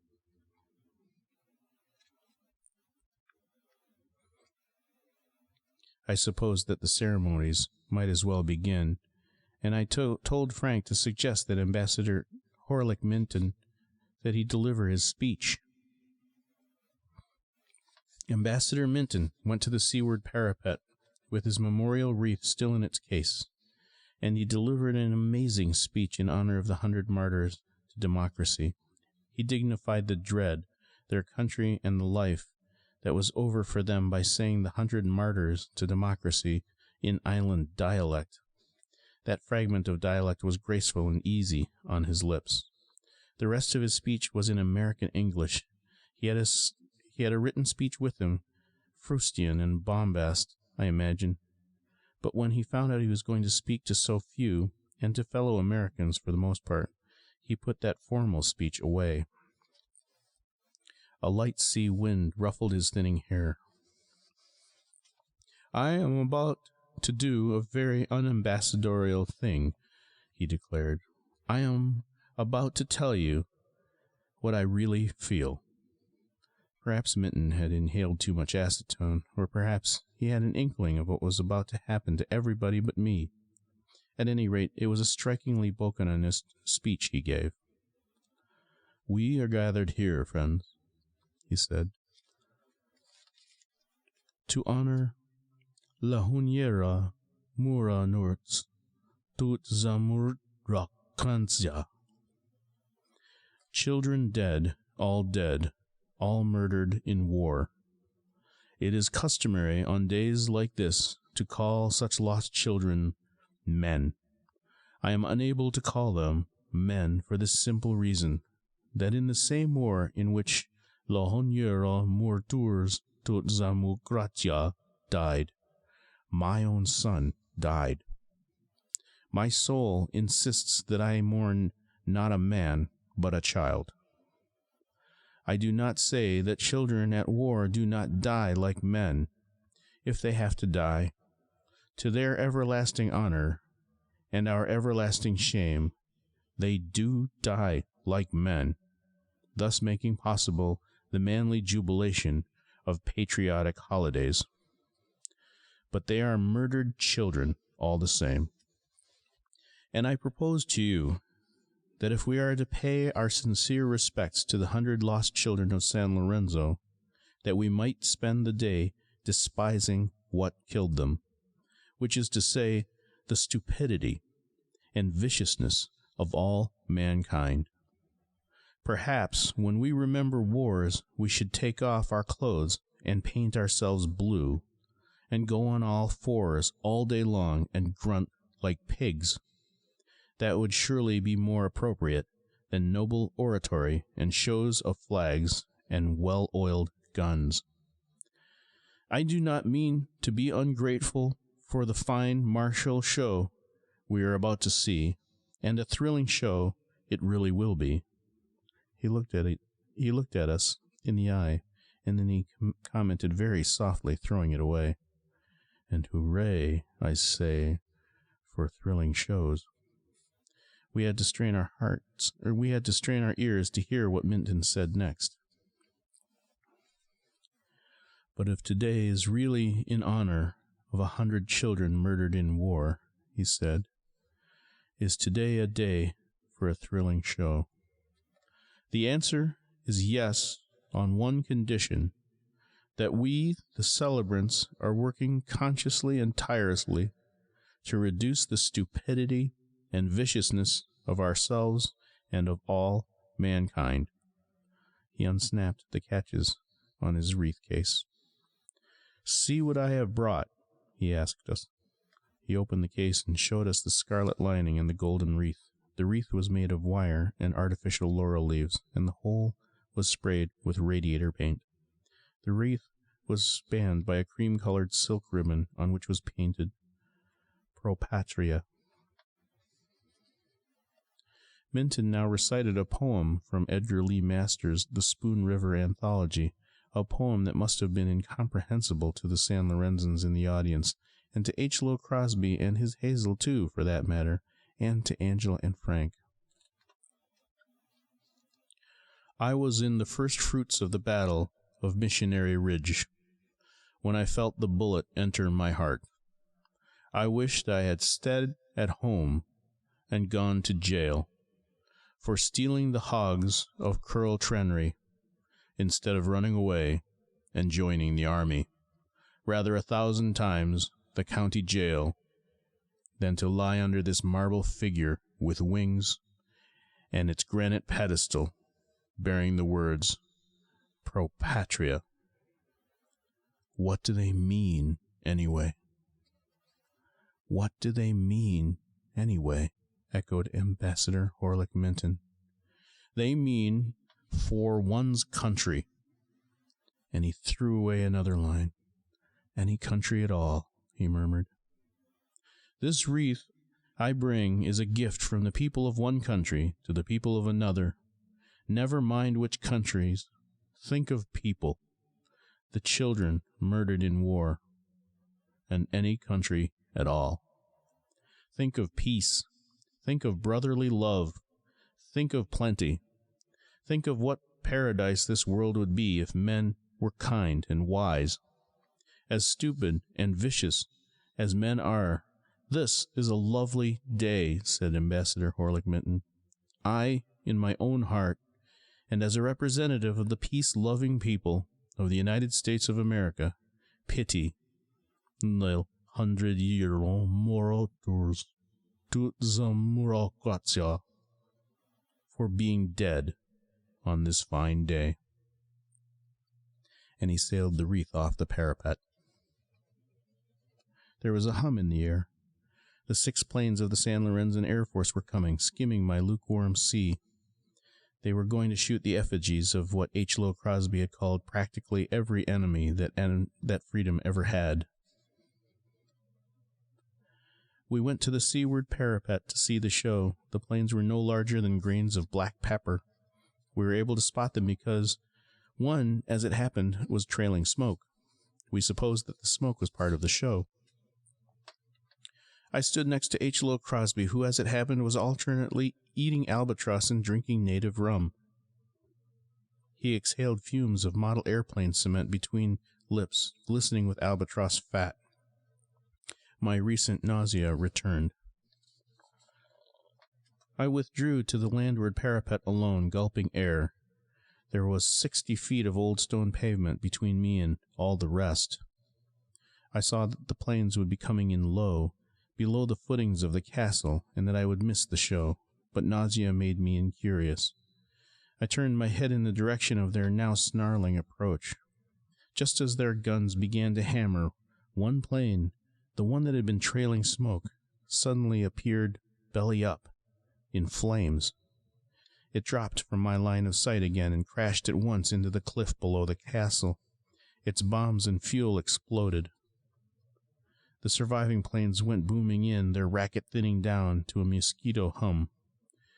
And then there was a sound of a rock slide, and one great tower of Papa's castle, undermined, crashed down to the sea. The people on the seaward parapet looked in astonishment at the empty socket where the tower had stood. Then I could hear rock slides of all sizes in a conversation that was almost orchestral. The conversation went very fast, and new voices entered in. They were the voices of the castle's timbers, lamenting that their burdens were becoming too great. And then a crack crossed the battlement like lightning, 10 feet from my curling toes. It separated me from my fellow men. The castle groaned and wept aloud. The others comprehended their peril. They, along with the tons of masonry, were about to lurch out and down. Although the crack was only a foot wide, people began to cross it with heroic leaps. Only my complacent Mona crossed the crack with a simple step. The crack gnashed and shut, opened wider leeringly. Still trapped on the canted death trap were H. Lowe Crosby and his Hazel, and Ambassador Horlick Minton and his Claire. Philip, Castle, and Frank and I reached across the abyss to haul the Crosbys to safety. Our arms were now extended imploringly to the Mintons. Their expressions were bland. I can only guess what was going through their minds. My guess is they were thinking of dignity, of emotional proportion above all else. Panic was not their style. I doubt that suicide was their style either, but the good manners killed them, for the doomed crescent of the castle now moved away from us like an ocean liner moving away from a dock. The image of a voyage seems to have occurred to the voyaging Mintons too, for they waved at us with wan amiability. They held hands. They faced the sea. Out they went, then down they went, in a cataclysmic rush. Were gone. The ragged rim of oblivion was now inches from my curling toes. I looked down. My lukewarm sea had swallowed all. A lazy curtain of dust was wafting out to sea, the only trace of all that fell. The palace, its massive seaward mask now gone, greeted the north with a leper's smile, snaggle-toothed and bristly. The bristles were splintered ends of timber. Immediately below me, a large chamber had been laid open. The floor of the chamber, unsupported, stabbed out into space like a diving platform. I dreamed for a moment of dropping to the platform, of springing up from it in a breathtaking swan dive, of folding my arms, of knifing downward into a blood-warm eternity, and never a splash. I was recalled from this dream by the cry of a darting bird above me. It seemed to be asking what had happened. Petit fuit, it asked. We all looked up at the bird, and then at one another. We backed away from the abyss, full of dread, and, when I stepped off the paving stone that had supported me, the stone began to rock. It was no more stable than a teeter-totter, and it tottered now over the diving platform. Down it crashed onto the platform, made the platform a chute, and down the chute came the furnishings still remaining in the room below. A xylophone shot out first, scampering fast on its tiny wheels. Out came a bedside table in a crazy race with a bounding blowtorch. Out came chairs in hot pursuit. And somewhere in that room below, out of sight, something mighty reluctant to move was beginning to move. Down the chute it crept. At last it showed its golden bow. It was the boat in which dead Papa lay. It reached the end of the chute. Its bow nodded. Down it tipped. Down it fell, end over end. Papa was thrown clear, and he fell separately. I closed my eyes. There was a sound like that of the gentle closing of a portal as big as the sky, the great door of heaven being closed softly.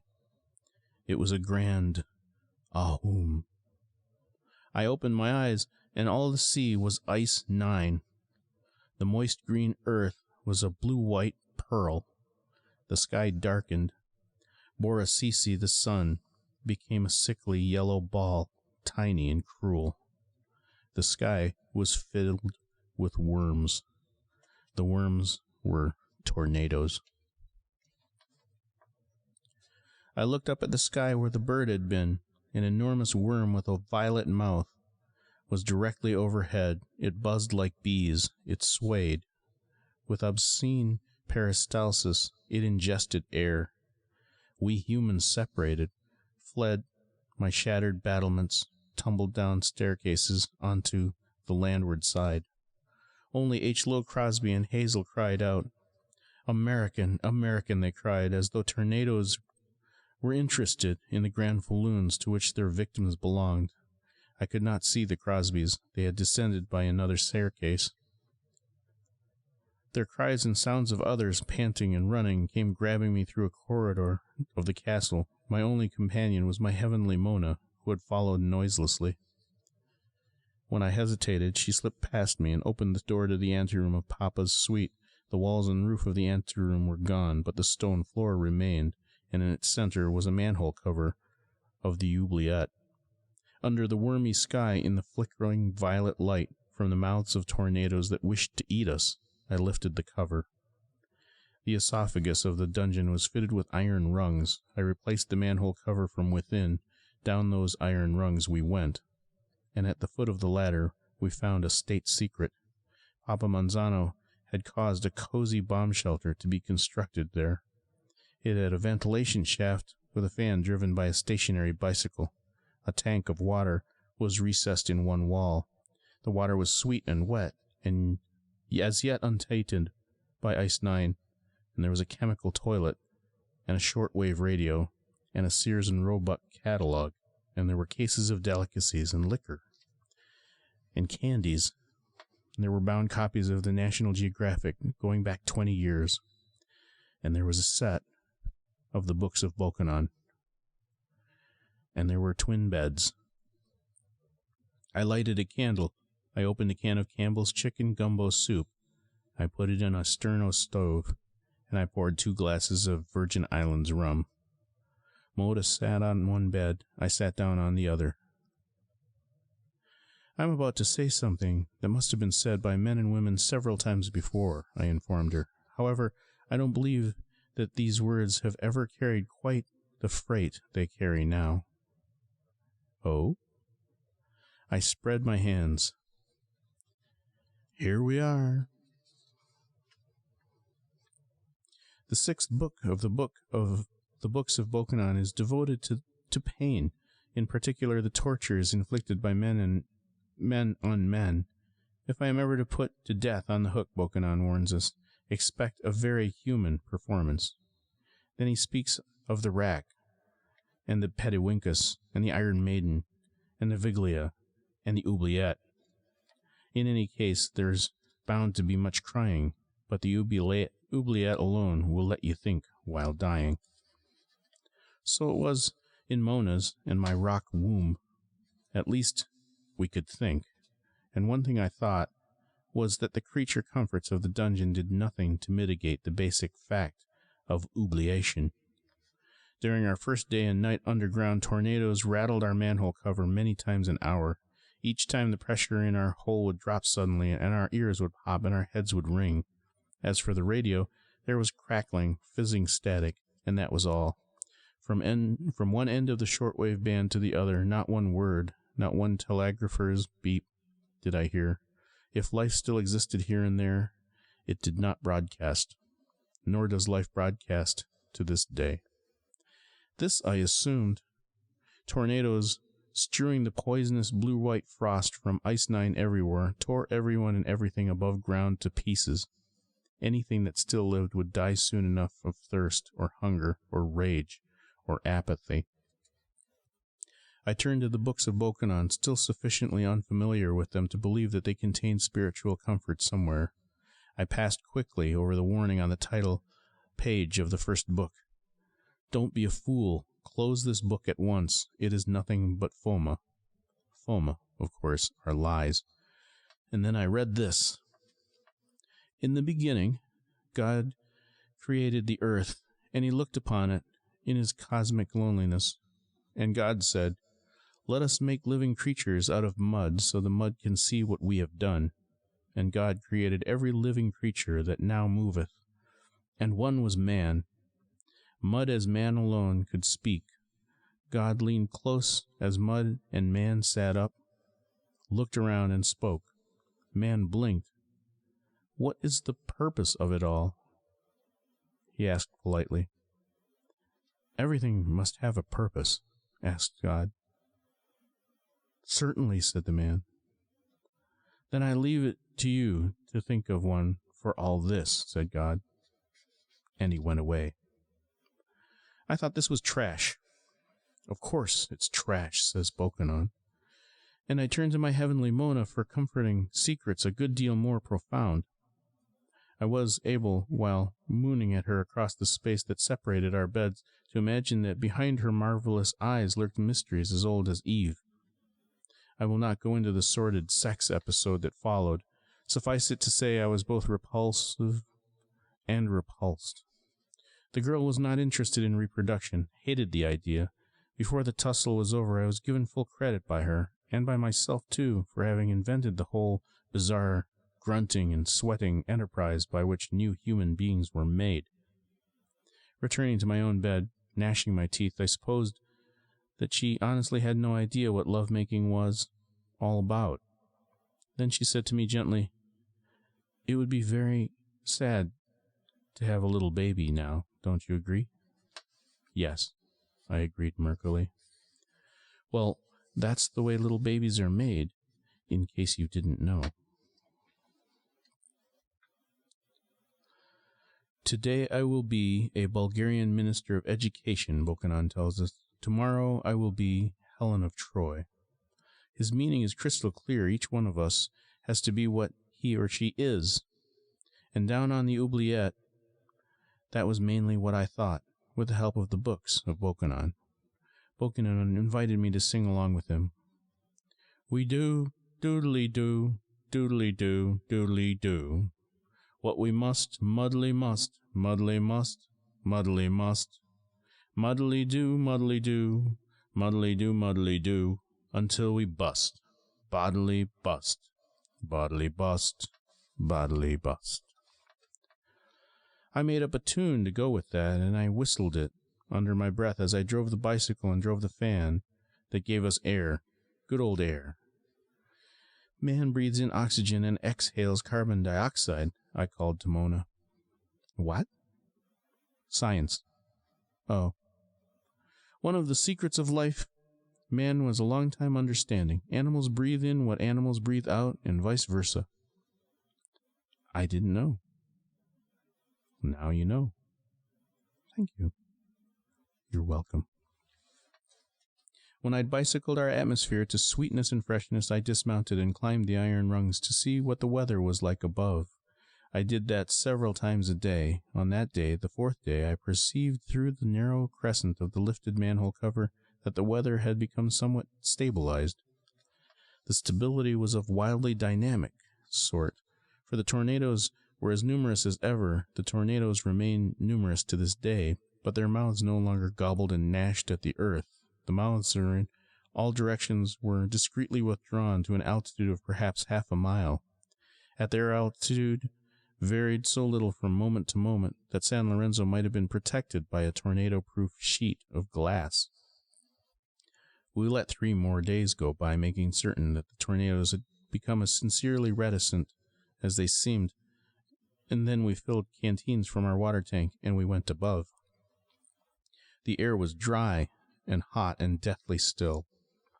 I had heard it suggested one time that the seasons in the temperate zone ought to be 6 rather than 4 in number: summer, autumn, locking, winter, unlocking, and spring. And I remembered that as I straightened up beside our manhole and stared and listened and sniffed, there were no smells. There was no movement. Every step I took made a gravelly squeak in blue-white frost, and every squeak was echoed loudly. The season of locking was over. The earth was locked up tight. It was winter now and forever. I helped my Mona out of our hole. I warned her to keep her hands away from the blue-white frost, and to keep her hands away from her mouth, too. Death had never been quite so easy to come by, I told her. All you have to do is touch the ground and then your lips, and you're done for. She shook her head and sighed. A very bad mother. What? Mother Earth. She isn't a very good mother anymore. Hello! Hello, I called through the palace ruins. The awesome winds had torn canyons through the great stone pile. Mona and I made a half-hearted search for survivors, half-hearted because we could sense no life. Not even a nibbling, twinkle-nosed rat had survived. The arch of the palace gate was the only man-made form untouched. Mona and I went to it. Written at its base in giant white paint was Bokononist Calypso. The lettering was neat. It was new. It was proof that someone else had survived the winds. The Calypso was this: someday, this crazy world will have to end, and our God will take things back that he to us did lend. And if on that sad day you want to scold our God, why, go right ahead and scold him. He'll just smile and nod. I recalled an advertisement for a set of children's books called The Books of Knowledge. In that ad, a trusting boy and girl looked up at their father. Daddy, one asked, what makes the sky blue? The answer, presumably, could be found in the Book of Knowledge. If I had my daddy beside me as Mona and I walked down the road from the palace, I would have plenty of questions to ask as I clung to his hand. Daddy, why are all the trees broken? Daddy, why are all the birds dead? Daddy, what makes the sky so sick and wormy? Daddy, what makes the sea so hard and still? It occurred to me that I was better qualified to answer those tough questions than any other human being, provided there were any other human beings alive. In case anyone is interested, I know what had gone wrong, where and how. So what? I wondered where the dead could be. Mona and I ventured more than a mile from our oubliette without seeing one dead human being. I wasn't half so curious about the living, probably because I sensed accurately that I would first have to contemplate a lot of dead. I saw no columns of smoke from possible campfires, but they would have been hard to see against a horizon of worms. One thing did catch my eye, a lavender corona about the queer plug that was the peak of the hump of Mount McCabe. It seemed to be calling me. I had a silly, cinematic notion of climbing that peak with Mona. But what would it mean? We were walking into the wrinkles now at the foot of Mount McCabe, and Mona, as though aimlessly, left my side, left the road, and climbed one of the wrinkles. I followed. I joined her at the top of the ridge. She was looking down raptly into a broad natural bowl. She was not crying. She may as well have cried. In that bowl were thousands upon thousands of dead. On the lips of each decedent was the blue-white frost of Ice 9. Since the corpses were not scattered or tumbled about, it was clear that they had been assembled since the withdrawal of the frightful winds, and since each corpse had its finger in or near its mouth, I understood that each person had delivered himself to this melancholy place, and then poisoned himself with Ice 9. There were men, women, and children, too, many, in the attitudes of Boko Maru. All faced the center of the bowl, as attitudes of Boko Maru. All faced the center of the bowl, as though they were spectators in an amphitheater. Mona and I looked at the focus of all those frosted eyes, looked at the center of the bowl. There was a round clearing there, a place in which one orator might have stood. Mona and I approached the clearing gingerly, avoiding the morbid statuary. We found a boulder in it, and under the boulder was a penciled note which said, "To whom it may concern, these people around you are almost all of the survivors of San Lorenzo,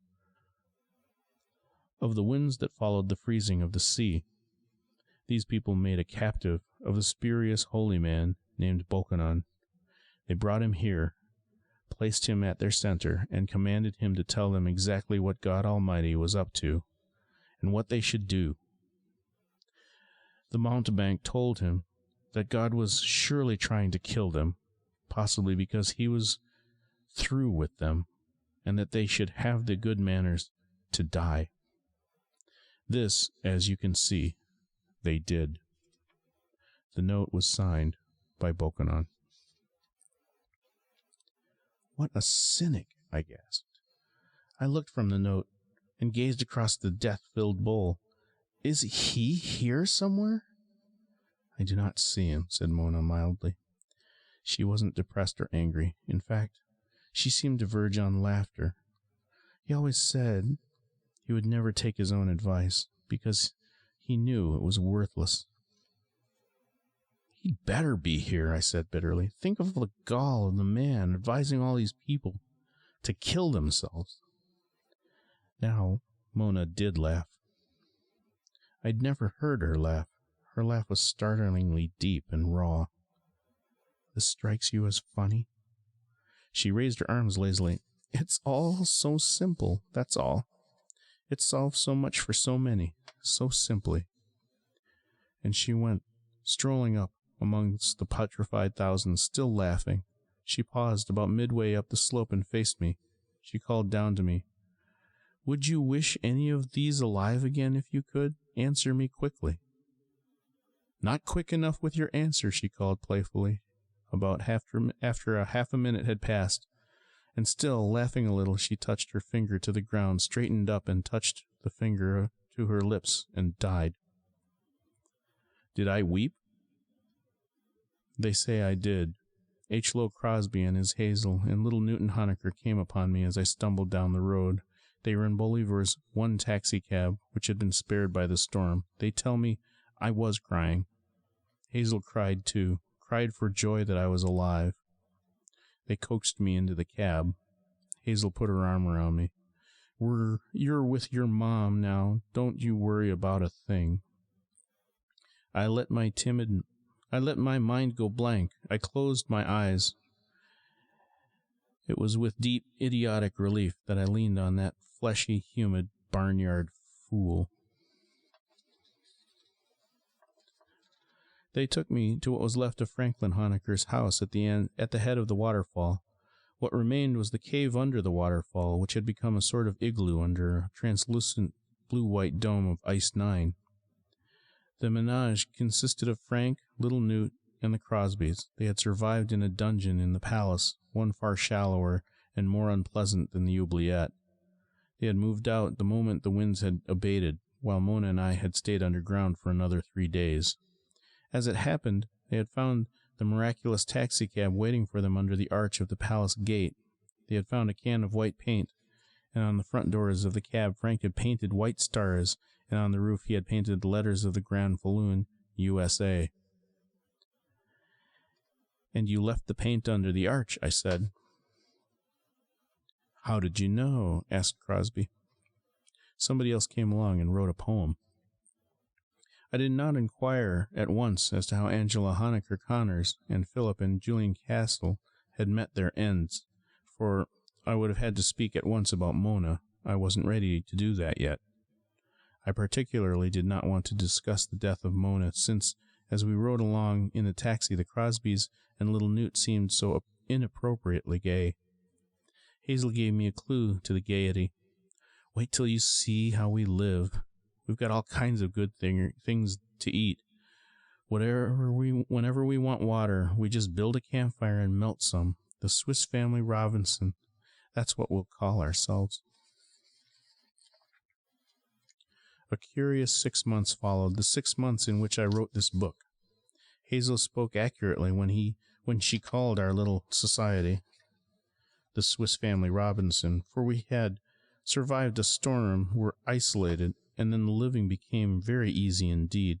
It was not without a certain Walt Disney charm. No plants or animals survived, it's true, but Ice 9 preserves pigs and cows and little deer and windrows of birds and berries until we were ready to thaw and cook them. Moreover, there were tons of canned goods to be had for the grubbing in the ruins of Bolivar, and we seemed to be the only people left on San Lorenzo. Food was no problem, and neither were clothing and shelter, for the weather was uniformly dry and dead and hot. Our health was monotonously good. Apparently all the germs were dead too, or napping. Our adjustment became so satisfactory, so complacent, that no one had marveled or protested when Hazel said, "One good thing anyway, no mosquitoes." She was sitting on a 3-legged stool in the clearing where Frank's house had stood. She was sewing strips of red, white, and blue cloth together, like Betsy Ross. She was making an American flag. No one was unkind enough to point out to her that the red was really a peach, and that the blue was clearly a Kelly green, and that the 50 stars she had cut out were 6-pointed stars of David rather than 5-pointed American stars. Her husband, who had always been a pretty good cook, now simmered a stew in an iron pot over a wood fire nearby. He did all our cooking for us. He loved to cook. Looks good, smells good, I commented. He winked. Don't shoot the cook. He's doing the best he can. In the background of this cozy conversation were the nagging da-da-das and dit-dit-dits of an automatic SOS transmitter Frank had made. It called for help both night and day. Save our souls, Hazel intoned, singing along with the transmitter as she sewed. Save our souls. How's the writing going? Hazel asked me. Fine, Mom, just fine. When are you going to show us some of it? When it's ready, Mom. When it's ready. A lot of famous writers were Hoosiers. I know. You'll be one of a long, long line, she smiled hopefully. Is it a funny book? I hope so, Mom. I like a good laugh. I know you do. Each person here has some specialty, something to give the rest. You write books, you make us laugh, and Frank does science things, and little Newt, he paints pictures for us all, and I sew, and Loie cooks. Many hands makes much work light, old Chinese proverb. They were smart in a lot of ways, those Chinese were. Yes, let's keep their memory alive. I wish now I'd studied more. Well, it was hard to do, even under ideal conditions. I wish now I'd studied everything more. We've all got regrets, Mom. No use crying about spilt milk. As the poet said, Mom, of all the words of mice and men, the saddest are, it might have been. That's so beautiful and so true. I hated to see Hazel finishing the flag because I was all balled up in her addled plans for it. She had the idea, and I agreed to plant the fool thing on the peak of Mount McCabe. If Lo and I were younger, we'd do it ourselves. Now all we can do is give you the flag and send out our best wishes with you. Mom, I wonder if that's really a good place for the flag. What other place is there? I'll put on my thinking cap. I excused myself and went down to the cave to see what Frank was up to. He was up to nothing new. He was watching the ant farm he had constructed. He had dug up a few surviving ants in the three-dimensional world of the ruins of Bolivar, and he had reduced the dimension to 2 by making a dirt and ant sandwich between 2 sheets of glass. The ants could do nothing without Frank's catching them at it and commenting about it. The experiment had solved in short order the mystery of how ants could survive in a waterless world. As far as I know, there were only insects that did survive, and they did it by forming with their bodies tight little balls around grains of ice 9.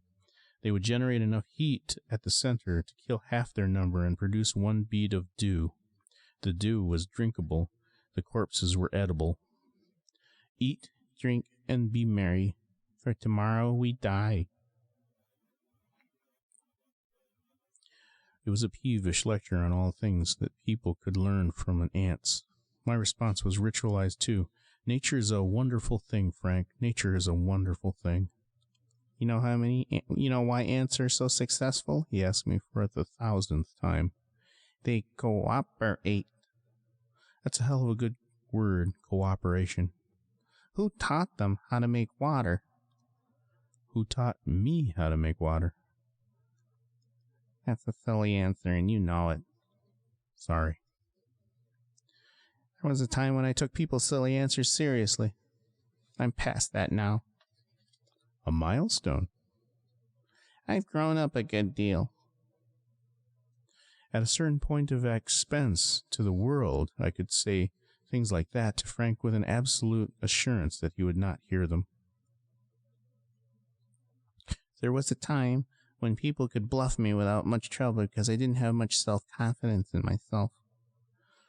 The mere cutting down of the number of people on Earth would go a long way towards alleviating your own particular social problems.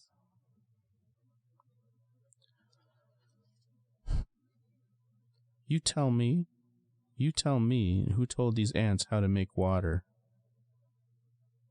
I have these guys reversed. I'll say this again.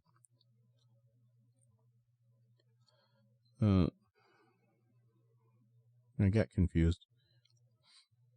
There was a time when people could bluff me without much trouble because I didn't have much self-confidence in myself. The mere cutting down of the number of people on Earth would go a long way towards alleviating your own particular social problems, I suggested. Again, I made the suggestions to a deaf man. You tell me who told these ants how to make water, he challenged me again. Several times I had offered obvious notions that God had taught them, and I knew from onerous experience that he would neither reject or accept this theory. He simply got madder and madder, putting the question again and again. I walked away from Frank, just as the books of Bokanon advised me to do. Beware of the man who works hard to learn something, learns it, and finds himself no wiser than before, Bokanon tells us. He is full of murderous resentment of people who are ignorant without having come by their ignorance the hard way. I went looking for our painter, for little Newt. When I found little Newt painting a blasted landscape a quarter of a mile from the cave, he asked me if I would drive him to Bolivar to forage for paints. He couldn't drive himself, he couldn't reach the pedals. So off we went, and on the way I asked him if he had any sex urge left. I mourned that I had none, no dreams in that line, nothing. I used to dream of women 20, 30, 40 feet tall, he told me. But now, God, I can't even remember what my Ukrainian midget looked like.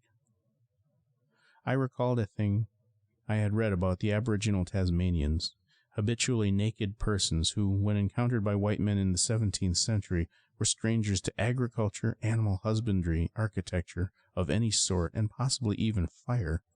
They were so contemptible in the eyes of white men, by reason of their ignorance, that they were hunted for sport by the first settlers, who were convicts from England. And the Aborigines found life so unattractive that they gave up reproducing. I suggested to Newt now this was a similar hopelessness that had unmanned us. Newt made a shrewd observation. I guess all the excitement in bed had more to do with excitement about keeping the human race going than anybody ever imagined.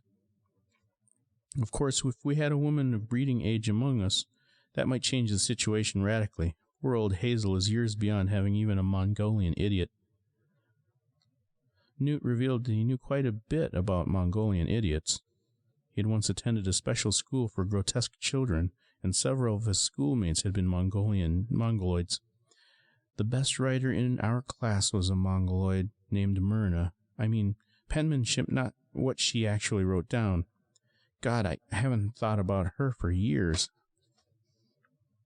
Was it a good school?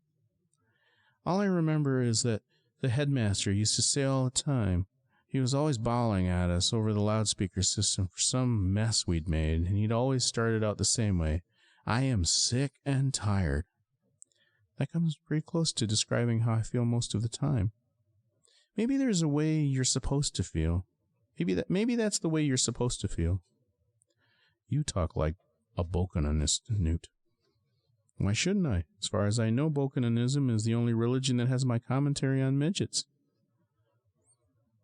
When I hadn't been writing, I had been poring over the books of Bokanon, but the reference to midgets had escaped me. I was grateful to Newt for calling it to my attention, for the quotation captured in the couplet the cruel paradox of Bokanonist thought, the heartbreaking necessity of lying about reality, and the heartbreaking impossibility of lying about it.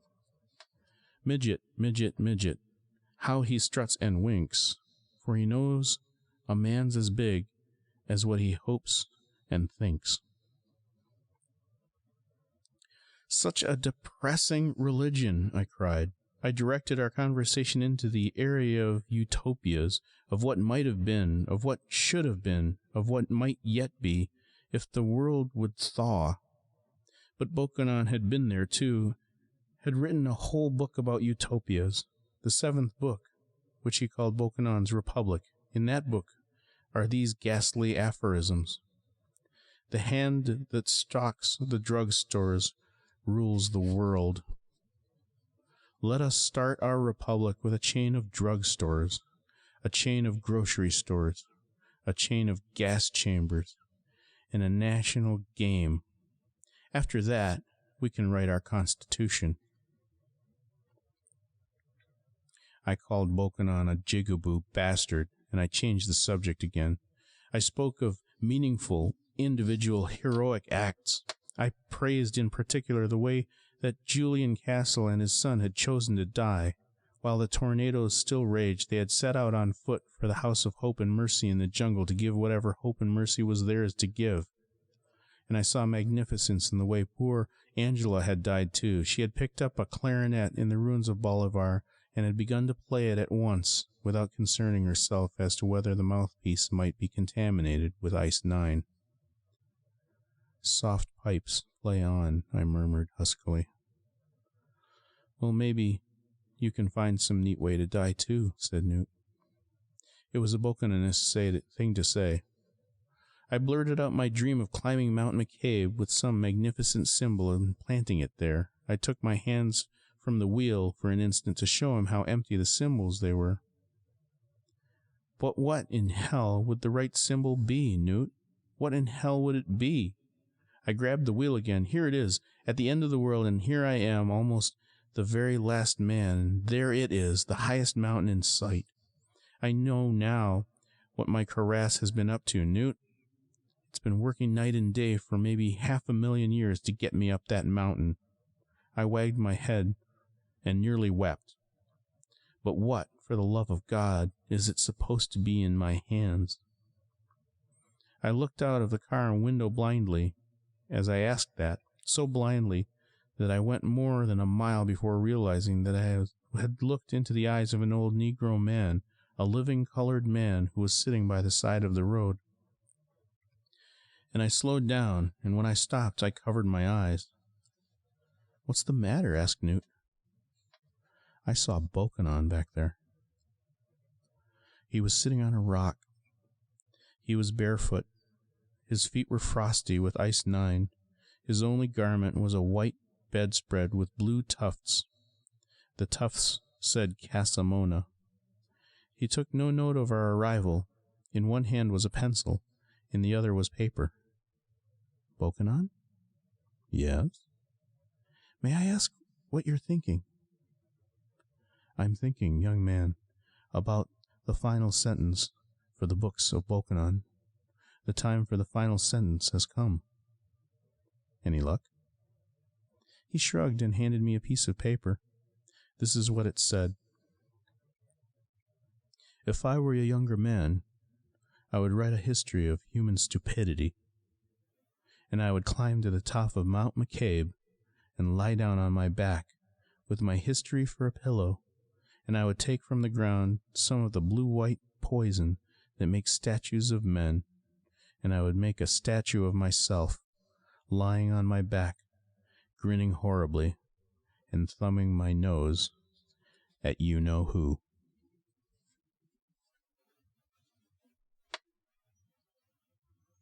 Cat's Cradle by Kurt Vonnegut, Jr.